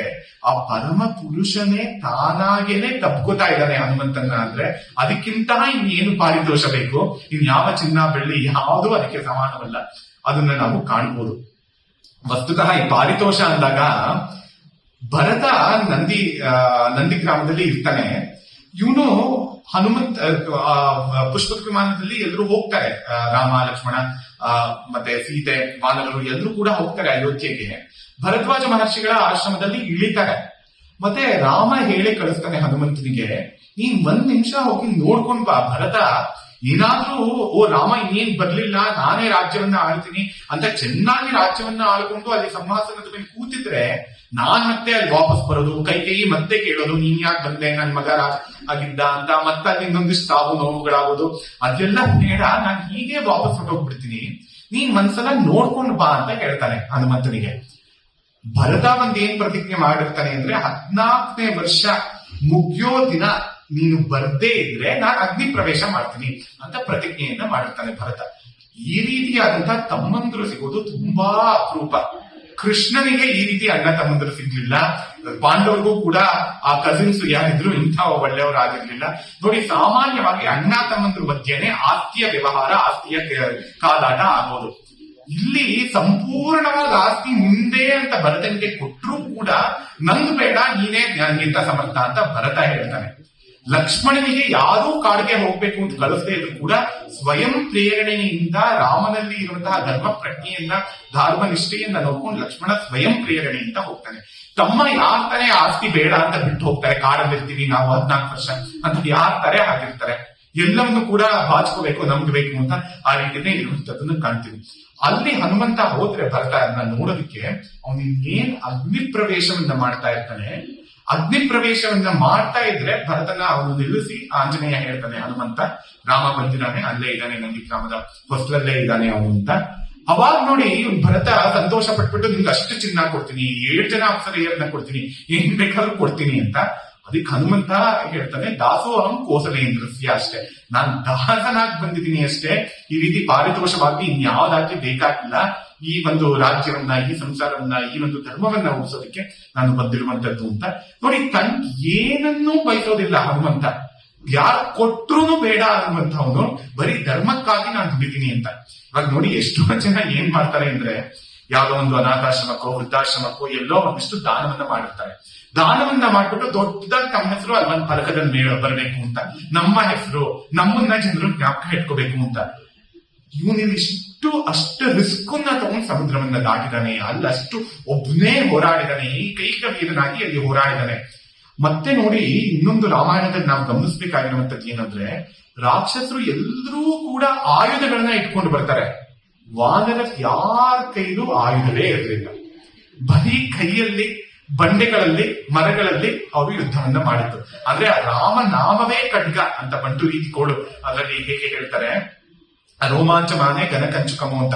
ಆ ರಾಮನಾಮವನ್ನ ಜಪ ಮಾಡ್ತಿದ್ರೆ ಅದರಿಂದ ಉಂಟಾಗುವಂತಹ ಪುಳಕ ರೋಮಾಂಚ ಯಾವ್ದಿದೆ ಅದೇ ಘನಕಂಚುಕ, ಅದೇ ಒಂದೇ ನಮ್ಗೆ ಒಂದು ಆರ್ಮರ್ ಇದ್ದಂತೆ ಆಗುತ್ತೆ ಅಂತ. ಆ ರೀತಿ ಎಲ್ಲ ನಮ್ಗೆ ಗೊತ್ತಾಗುತ್ತೆ. ರಾಮನಾಮವೇ ಒಂದು ಘನ ಖಡ್ಗವಾಗಿ ಕೂಡ ಇರುತ್ತೆ ಅಂತ. ಆ ರೀತಿಯಾಗಿ ಇದ್ದಂಥದ್ದನ್ನ ನಾವು ನೋಡ್ತೀವಿ. ಮತ್ತೆ ಇನ್ನೊಂದು ಸುಭಾಷಿತ ಕೂಡ ಉಂಟು, ಕ್ರಿಯಾ ಸಿದ್ಧ ಸತ್ವೇ ಭವತಿ ಮಹತಾಂ ನೋಪಕರಣೆ ಅಂತ. ಯಾವುದೇ ಒಂದು ಕೆಲಸದ ಸಿದ್ಧಿ ಸಕ್ಸಸ್ ಆಗುವಂತದ್ದು ಸತ್ವದಿಂದ, ನ ಮಹತಾಂ ಉಪಕರಣೆ. ಈ ದೊಡ್ಡ ದೊಡ್ಡ ಉಪಕರಣಗಳನ್ನ, ದೊಡ್ಡ ದೊಡ್ಡ ಆಯುಧಗಳನ್ನ ಇಟ್ಕೋಬಹುದು, ಒಳಗಡೆ ಸತ್ವ ಇಲ್ಲದೆ ಬರೀ ತಮಸ್ಸಿದ್ರೆ ಯಾವುದೇ ಒಂದು ಸಿದ್ಧಿಯೂ ಆಗೋದಿಲ್ಲ ಅಂತ. ಆ ರೀತಿಯಾಗಿ ಎಲ್ಲ ಕಾಣಿಸುತ್ತೆ. ಇಲ್ಲಿಗೆ ಬರೋಣ, ಈ ಒಂದು ಪ್ರಸಂಗಕ್ಕೆ ಇನ್ನೊಂದು 3-4 ಪದ್ಯಗಳಿದೆ, ಅದನ್ನ ನೋಡ್ಬಿಡೋಣ ಇನ್ನೊಂದು 25 ನಿಮಿಷದಲ್ಲಿ. ಇವನು ಹನುಮಂತನ ರಾಮ ತಬ್ಕೋತಾನೆ, ಇಷ್ಟೇ ನಂಗೆ ಪಾರಿತೋಷವನ್ನ ಇವಾಗ ಕೊಡಕ್ಕಾಗ್ತಿರುವಂತದ್ದು ಅಂತ. ಅದಕ್ಕೆ ನೋಡಿ ಹನುಮಂತ ಹೇಳ್ತಾನೆ, ನಾನ್ ಏನ್ ಮಹಾ ಮಾಡಿದೆ, ನಾನ್ ಏನ್ ದೊಡ್ಡ ಕೆಲಸವನ್ನ ಮಾಡೇ ಇಲ್ಲ. ಪೀಪೋ ನಾಂಬುದರ್ ನ ಕೌನಪಪುರಿ ನಿಷ್ಪಿಷ್ಟಿ ಚೂರ್ಣೀಕೃತ. ನಾನ್ ಏನ್ ಮಹಾ ಮಾಡಿದೆ, ಸಮುದ್ರವನ್ನ ನಾನು ಕುಡ್ದಿಲ್ಲ, ನಾನೇನ್ ಅಗಸ್ತ್ಯನಲ್ಲ, ಅಲ್ಲಿ ಬಂದ್ ನೀರನ್ನು ನಾನು ಕುಡಿಯಕ್ಕಾಗಿಲ್ಲ, ಅಲ್ಲಿ ದಾಟ್ಬಿಟ್ಟು ಬಂದೆ. ನಾನ್ ಏನ್ ಮಹಾ ಕೆಲಸ ಮಾಡಿರೋದು. ಪೀಪೋ ನಾಂಬುದರ್ ನ ಕೌನಕಪುರಿ ನಿಷ್ಪಿಷ್ಟಿ ಚೂರ್ಣೀಕೃತ. ನಾನೇನ್ ಲಂಕೆಯನ್ ಪೂರ್ತಿಯಾಗಿ ಕೊಡ್ಪುಡಿನೂ ನನ್ನ ಕೈಯಲ್ಲಿ ಮಾಡಕ್ಕಾಗ್ಲಿಲ್ಲ, ನನ್ ನೀರನ್ನು ಕುಡಿಯಕ್ಕಾಗ್ಲಿಲ್ಲ. ನಾನೀ ಶ್ರೀರಾಮ್ಸಿ ರಾಕ್ಷಸಪದೆ ನಾನಾಗಿ ಸೀತಾಮಯ. ನಾನೇನ್ 10 ತಲೆಗಳದ್ದು ನನ್ಗೆ ತರಕ್ಕೂ ಆಗ್ಲಿಲ್ಲ, ನನ್ನ ಕೈಯಿಂದ ರಾವಣನ 10 ತಲೆಗಳದ್ದು ತರಕ್ಕಾಗ್ಲಿಲ್ಲ, ಸೀತೆಯನ್ನೂ ಕರ್ಕೊಂಡ್ ಬರಕ್ಕಾಗ್ಲಿಲ್ಲ, ಇದನ್ ಪುಡಿಪುಡಿಯನ್ನೂ ಮಾಡಕ್ಕಾಗ್ಲಿಲ್ಲ. ಆಶ್ಲೇಷಾರ್ಪಣ ಪಾರಿತೋಷಕಮಿದಂ ನಾರ್ಹಾಮಿ ವಾರ್ತಾಹರೋ. ನಾನ್ ಬರೀ ವಾರ್ತಾಹರ, I am just a news reader or a news peddler, only a messenger. ಬರೀ ದೂತನಾಗಿ ಇದ್ದೀನಿ, ನಾನು ವಾರ್ತಾಹರನಾಗಿ ಇದ್ದೀನಿ. ಒಂದು ಮೆಸೇಜ್ ನಾನು ವಾರ್ತೆಯನ್ನ, ದೌತ್ಯವನ್ನ ನಾನು ಮಾಡ್ಕೊಂಡು ಬಂದಿದ್ದೀನಿ. ಇನ್ ಏನಿದೆ ನಂದು, ಏನು ಅಚೀವ್ಮೆಂಟೇ ಇಲ್ಲ, ಏನು ಇಲ್ಲ, ಆದ್ರೂ ನಿಮ್ಮದು ಆಶ್ಲೇಷವನ್ನ ನೀನು ಕೊಡ್ತಾ ಇದೀಯಾ, ಇದಕ್ಕೂ ನಾನು ಯೋಗ್ಯನಲ್ಲ ಅಂತ. ಯಾವ ರೀತಿಯಾದಂತಹ ಹ್ಯೂಮಿಲಿಟಿ ನೋಡಿ, ಯಾವ ರೀತಿಯಾದಂತಹ ಹಂಬಲ್ನೆಸ್ ಅವನಿಗೆ ಇರುವಂತದ್ದು. ಸ್ವಲ್ಪವೂ ಕೂಡ ಅಹಂಭಾವವೇ ಇಲ್ಲ, ಅಷ್ಟನ್ನ ಮಾಡಿದಾನೆ ನೋಡಿ. ರಾಮನಿಗೆ ಸೀತೆ ಎಲ್ಲಿದ್ದಾಳೆ ಅಂತ ಗೊತ್ತಾಗುವ ತನಕ ಸಾಕಷ್ಟು ಆತಂಕ ಇತ್ತು. ಇವನು ಆ ಆತಂಕವನ್ನ ಪರಿಹಾರ ಮಾಡಿದ. ಎಷ್ಟು ಸಲ ಮೂರ್ಛೆ ಹೋಗಿದ್ದು ರಾಮ ನಮ್ಗೆ ರಾಮಾಯಣದಲ್ಲಿ ಬರುತ್ತೆ. ಅವನು ಅಯೋಧ್ಯೆಯನ್ನ, ಇಡೀ ರಾಜ್ಯವನ್ನ ಬಿಟ್ಟು ಬಂದಿದ್ದಾನೆ. ಒಂದು ಕ್ಷಣವೂ ಏನು ಅನ್ನಿಸ್ಲಿಲ್ಲ ಅವನಿಗೆ. ರಾಜ್ಯವನ್ನ ಬಿಟ್ಟು ಬಂದ್ರೂ ಕೂಡ ಅವಿಚಲಿತನಾಗಿ ಇದ್ದ ಅವನು. ನಾಳೆ ಪಟ್ಟಾಭಿಷೇಕ ಅಂತ ಗೊತ್ತಿತ್ತು, ಅವಾಗ್ಲೂ ಅದೇ ಮನೋಧರ್ಮ. ಇಲ್ಲ ಕಾಡ್ ಹೋಗ್ಬೇಕು ಅಂದ್ರು ಅದೇ ಮನೋಧರ್ಮ. ಯಾರಿಗಾದ್ರೂ ಈ ರೀತಿ ಇರಕ್ಕಾಗತ್ತ? ನಾಳೆ ಪ್ರಮೋಷನ್ ಸಿಗತ್ತೆ, ಇನ್ಕ್ರಿಮೆಂಟ್ ಸಿಗತ್ತೆ, ಹೈಯರ್ ಪೊಸಿಷನ್ ಹೋಗ್ತೀವಿ ಅಂತ ಹೇಳಿರ್ತಾರೆ ಹಿಂದಿನ ದಿನ. ನೆಕ್ಸ್ಟ್ ಡೇ ಬೆಳಗ್ಗೆ ಆಫೀಸ್ಗೆ ಹೋಗಿ ನೋಡಿದ್ರೆ ಪ್ರಮೋಷನ್ ಇಲ್ಲ, ಇನ್ಕ್ರಿಮೆಂಟ್ ಇಲ್ಲ, ಕೆಲ್ಸದಿಂದ ತೆಗ್ದಿದೀವಿ, ಇನ್ 14 ವರ್ಷ ಕೆಲ್ಸಕ್ಕೂ ಅಪ್ಲೈ ಮಾಡಬಾರ್ದು, ಊರಲ್ಲೂ ಇರಬಾರ್ದು, ಕಾಡಿಗೆ ಹೋಗ್ಬೇಕು. ಈ ರೀತಿಯಾಗಿ ನಮ್ಗೆ ಬಂದಿರುವಂತದ್ದು. ಕಾಡಿಗೆ ಹೋಗೋದಿದ್ರು ಒಳ್ಳೆ ಬಟ್ಟೆ ಬರೆಗಳಿಗೆಲ್ಲ ತಗೊಂಡು ಹೋಗೋ ಹಾಗಿಲ್ಲ, ಆ 4 ಮುಡಿಗಳನ್ನ ಒತ್ಕೋಬೇಕು ಅಂತ. ಯಾವ ರೀತಿಯಾದ್ರೂ ಸ್ಥಿತಧೀರ್ ಮುನಿ ರುಚ್ಯತೆ ಅಂತ ವಿದ್ಧಿಮಾಂ ಋಷಿಭಿಸ್ತುಲ್ಯಂ ಅಂತ ರಾಮನೇ ಹೇಳ್ತಾನೆ, ವಿದ್ಧಿಮಾಂ ಮುನಿಭಿಸ್ತುಲ್ಯಂ ಅಂತ ರಾಮಾಯಣದಲ್ಲಿ ಅವನು ಹೇಳುವಂತಹ ಮಾತು. ಆ ರೀತಿಯಾಗಿ ಸ್ಥಿತಪ್ರಜ್ಞನಂತೆ ಇದ್ದ ಅವನಿಗೆ ರಾಜ್ಯವಾಗ್ಲಿ ಕಾಡಾಗ್ಲಿ ಎರಡೂ ಒಂದೇ. ಆ ರೀತಿಯಾದಂತಹ ಸಮತ್ವ ಭಾವ ಸ್ಥಿತತಿ ಮುನಿರುಚ್ಯತೆ ಅನ್ನುವಂತೆ ಇದ್ದಂಥದ್ದು ರಾಮ.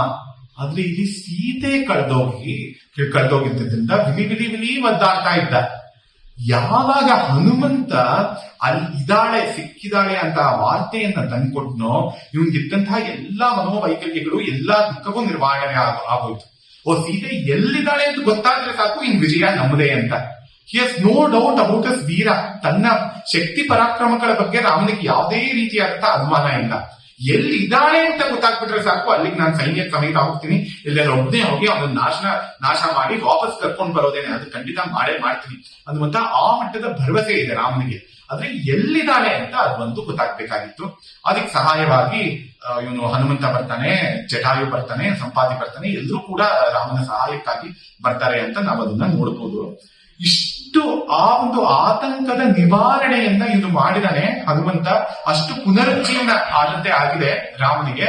ಆದ್ರೂ ಕೂಡ ಇವನು ಹನುಮಂತ ನಾನೇನು ಮಾಡ್ಲಿಲ್ಲ, ನಾನೇನ್ ಸಮುದ್ರವನ್ನು ಕುಡಿಲಿಲ್ಲ, ಲಂಕೆಯನ್ನು ಪುಡಿ ಮಾಡಲಿಲ್ಲ, ರಾಕ್ಷಸನ ತಲೆಗಳನ್ನು ತರಲಿಲ್ಲ, ಸೀತೆಯನ್ನಂತೂ ಕರ್ಕೊಂಡು ಬರಲೇ ಇಲ್ಲ, ಈ ಒಂದು ಪಾರಿತೋಷಕ್ಕೆಲ್ಲ ನಾನು ಅರ್ಹನೇ ಅಲ್ಲ ಅಂತ ಹನುಮಂತ ಹೇಳ್ತಾನೆ.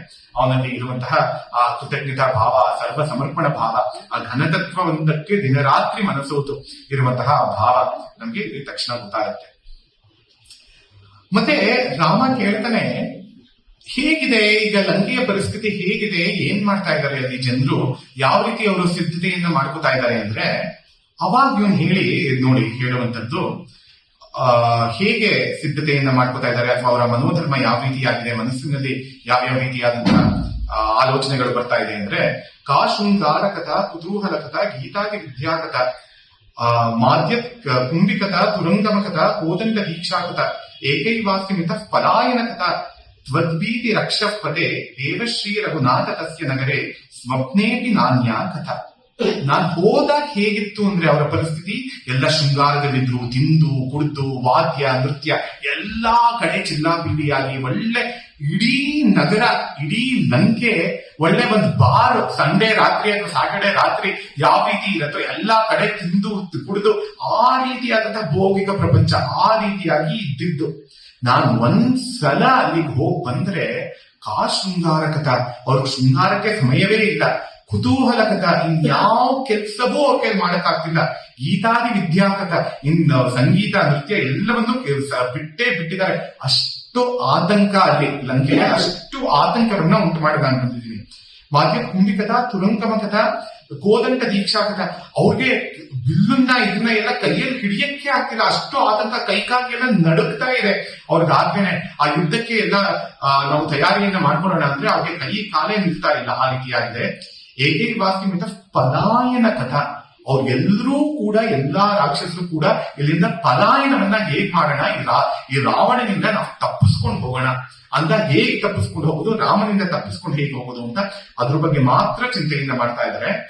ದೇವಶ್ರೀ ರಘುನಾಥ ತಸ್ಯ ನಗರೆ ಸ್ವಪ್ನೇಪಿ ನಾನ್ಯ ಕಥಾ, ಕನ್ಸಲ್ಲೂ ಕೂಡ ರಾಮ ಬಂದು ನಮ್ಗೆ ಇನ್ನೇನ್ ಮಾಡ್ಬಿಡ್ತಾನೋ, ನಾವಿಲ್ಲಿಂದ ಹೇಗೆ ತಪ್ಪಿಸ್ಕೊಂಡು ಹೋಗುವುದು ಅದನ್ನೇ ಯೋಚನೆ ಮಾಡ್ತಾ ಇದ್ರೆ, ಯಾವುದಕ್ಕೂ ಕೂಡ ಅವ್ರಿಗೆ ಸಮಯವೇ ಇಲ್ಲ ಅಂತ ಇವನು ಹನುಮಂತ ಅಲ್ಲಿ ರಿಪೋರ್ಟ್ ಮಾಡುವಂತದ್ದು ನಾವು ನೋಡ್ತೀವಿ.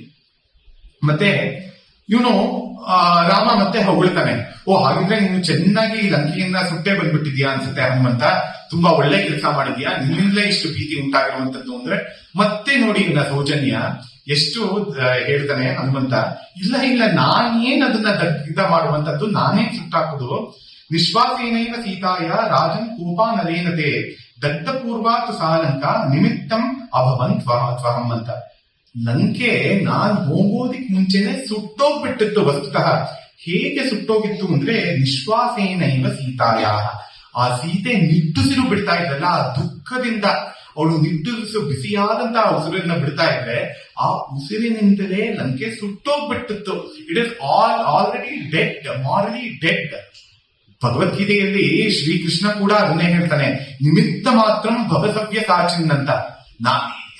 ಎಲ್ರೂ ಕೂಡ ಅದ್ರ ಭೀಷ್ಮ ದ್ರೋಣ ಎಲ್ರೂ ನಾನು ಸಾಯಿಸ್ಬಿಟ್ಟಿದ್ದೀನಿ ಆಗ್ಲೇ. ಕೃಷ್ಣ ಹೇಳ್ತಿರುವಂತಹ ಮಾತು 11ನೇ ಅಧ್ಯಾಯದಲ್ಲಿ ಹೇಳ್ತಾನೆ, ಅಂದ್ರೆ ಏನು, ದ್ರೋಣ, ಭೀಷ್ಮ ಎಲ್ಲರೂ ಕೂಡ they are already morally dead, internally they are dead. ಅಂತಃಕರಣ ಅವ್ರದ್ದು ಸತ್ತೇ ಹೋಗ್ಬಿಟ್ಟಿದೆ, ಕಲ್ಮಶ ಪೂರ್ಣವಾದಂತಹ ಅಂತಃಕರಣ. ನೀನು ನಿಮಿತ್ತ ಮಾತ್ರನಾಗಿ ದೇಹವನ್ನ ಮಾತ್ರ ನೀನು ತೆಗಿಬೇಕಾಗಿರುವಂತದ್ದು ಅಂತ ಹೇಳ್ತಾ ಇರುವಂತದ್ದು ಶ್ರೀಕೃಷ್ಣ ಅರ್ಜುನನಿಗೆ. ಅದೇ ರೀತಿಯಾದಂತಹ ಮಾತುಗಳನ್ನ ಇಲ್ಲಿ ಹನುಮಂತ ಹೇಳುವುದನ್ನು ಕಾಣ್ತೀವಿ. ನಿಶ್ವಾಸೆಯನ್ನೈವ ಸೀತಾಯ, ಅವಳ ನಿಶ್ವಾಸದಿಂದ ಇಡೀ ಲಂಕೆ ಸುಟ್ಟೋಗ್ಬಿಟ್ಟಿದ್ದಾಗ್ಲೆ. ರಾಜನ್ ಕೋಪಾನನೇನತೆ, ನಿನ್ನ ಕೋಪದ ಅಗ್ನಿಯಿಂದ ಕೂಡ ಅದಾಗ್ಲೇ ಸುಟ್ಟೋಗ್ಬಿಟ್ಟಿದೆ.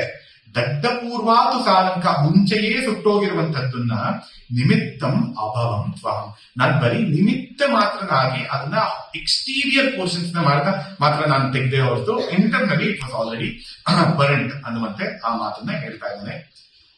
ಮತ್ತೆ ರಾಮ ಹೇಳ್ತಾರೆ, ಹಾಗಿದ್ರೆ ನೀನು ದೊಡ್ಡ ಪರಾಕ್ರಮಿ, ಈ ಸಮುದ್ರವನ್ನ ಲಂಘನವನ್ನ ಮಾಡಿದ್ಯಲ್ಲ ಅಂತ.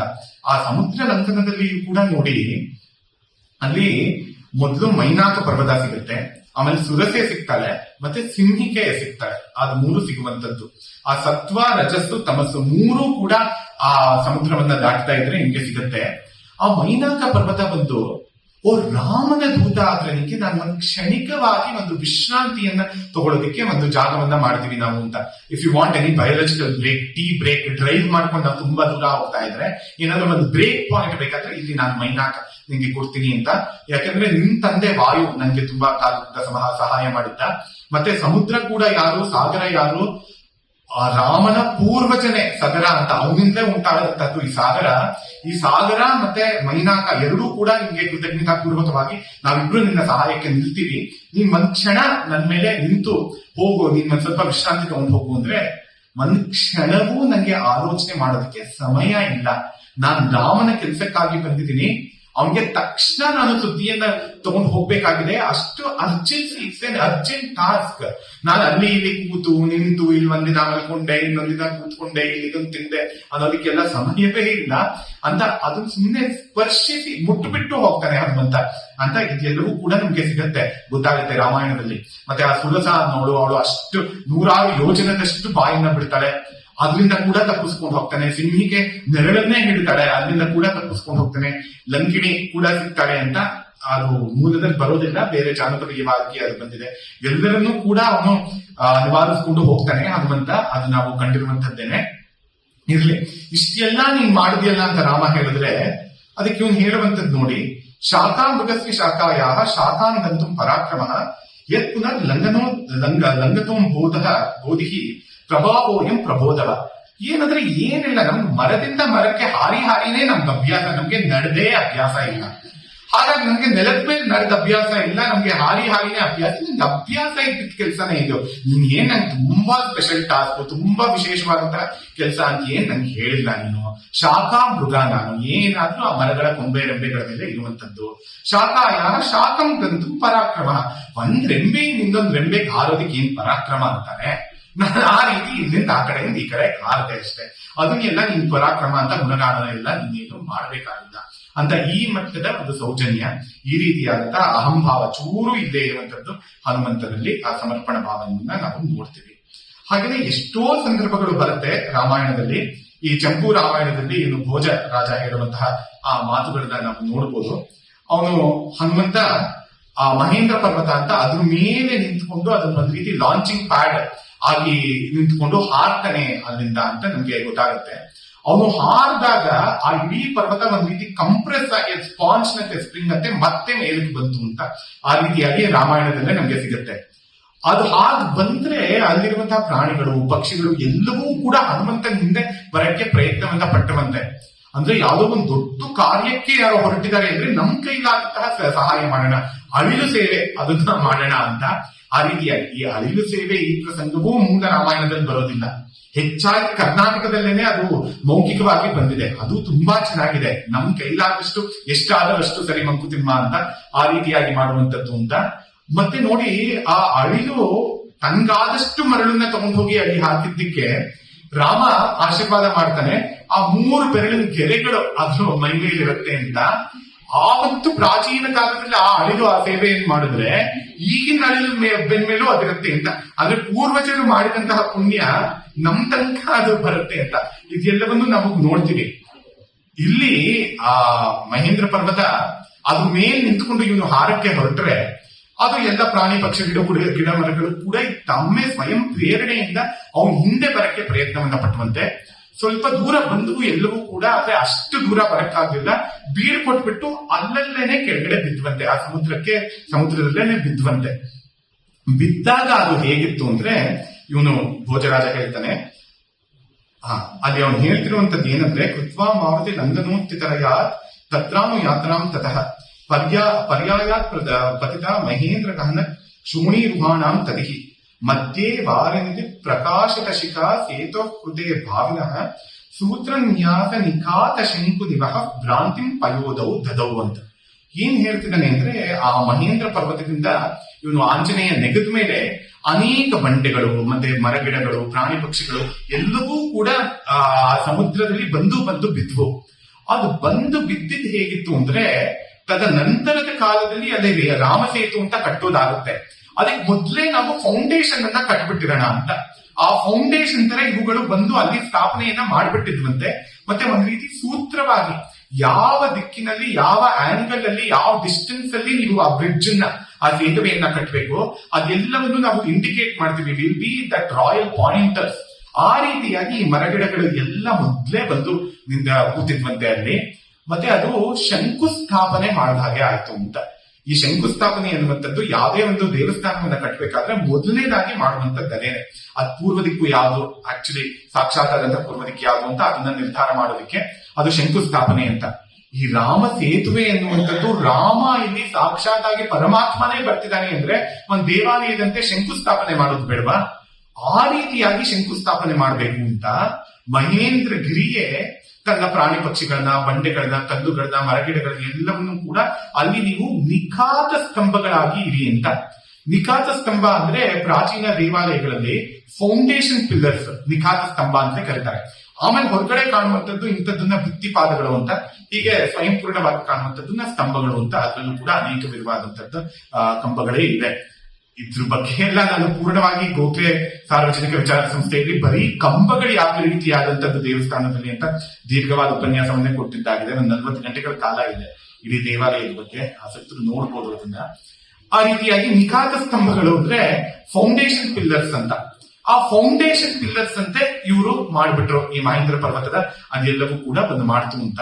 ಆದ್ರೆ ಮಹತ್ತಾದ ಯಾವುದೋ ಒಂದು ಕಾರ್ಯವಿದೆ ಅಂದ್ರೆ, ಎಲ್ಲರೂ ಕೂಡ ತಾವೇನು ಮಾಡ್ಬೋದು ಅಂತ ಆ ರೀತಿಯಾಗಿ ಪ್ರಯತ್ನ ಪಡ್ತಾರೆ ಅಂತ. ಆ ಒಂದು ರಾಮ ಜನ್ಮಭೂಮಿಯಲ್ಲಿ ರಾಮನ ಮಂದಿರವನ್ನ ಕಟ್ಟಬೇಕು ಅಂದ್ರೆ ಎಲ್ಲರೂ ಕೂಡ ಹಳ್ಳಿಯಿಂದಲೂ ಕೂಡ ಒಂದೊಂದು ಇಟ್ಟಿಗೆಯಿಂದ ಹೋಗಿ ಕೊಡ್ತಾ ಇದ್ರು. ಈಗ ಪ್ರತಿಷ್ಠಾಪನೆ ಆಯ್ತು ಅಂದ್ರೆ ಅಲ್ಲಿ ಊದ್ಕಡ್ಡಿಯನ್ನು ಕೊಡುವಂತದ್ದು, ವೀಣೆಯನ್ನು ಕೊಡೋದು, ಹೂಗಳನ್ನ ಕೊಡೋದು, ಅಕ್ಷತೆಯನ್ನ ಕೊಡುವಂತದ್ದು.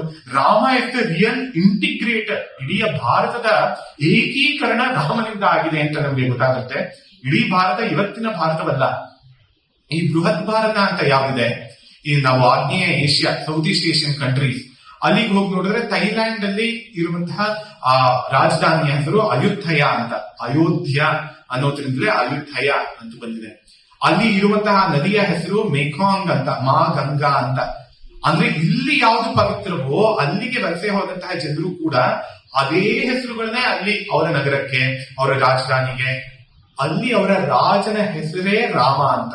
ರಾಮ ಅಂದ್ರೆ ತಾಯಿ ಭಾಷೆಯಲ್ಲಿ, ಇಂಡೋನೇಷಿಯನ್ ಭಾಷೆಯಲ್ಲಿ ಎಲ್ಲ ಕೂಡ ರಾಮ ಅನ್ನುವಂತಹ ಪದದ ಅರ್ಥವೇ ರಾಜ ಅಂತ. ರಾಮ ಅಂದ್ರೆ ರಾಜ, ಧಾರ್ಮಿಕನಾದಂತಹ ರಾಜ ಅಂತ ನಮ್ಗೆ ಗೊತ್ತಾಗುತ್ತೆ.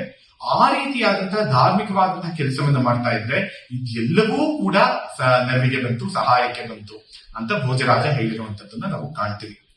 ಕೊನೆಯದಾಗಿ ನೋಡಿ, ಯತ್ರ ಯತ್ರ ರಘುನಾಥ ಕೀರ್ತನಂ ತತ್ರ ತತ್ರ ಕೃತ ಮಸ್ತಕಾಂಜಲಿಂ ಬಾಷ್ಪವಾರಿ ಪರಿಪೂರ್ಣ ಲೋಚನಂ ಮಾರುತಿ ನಮತ ರಾಕ್ಷಸಾಂತಕಂ.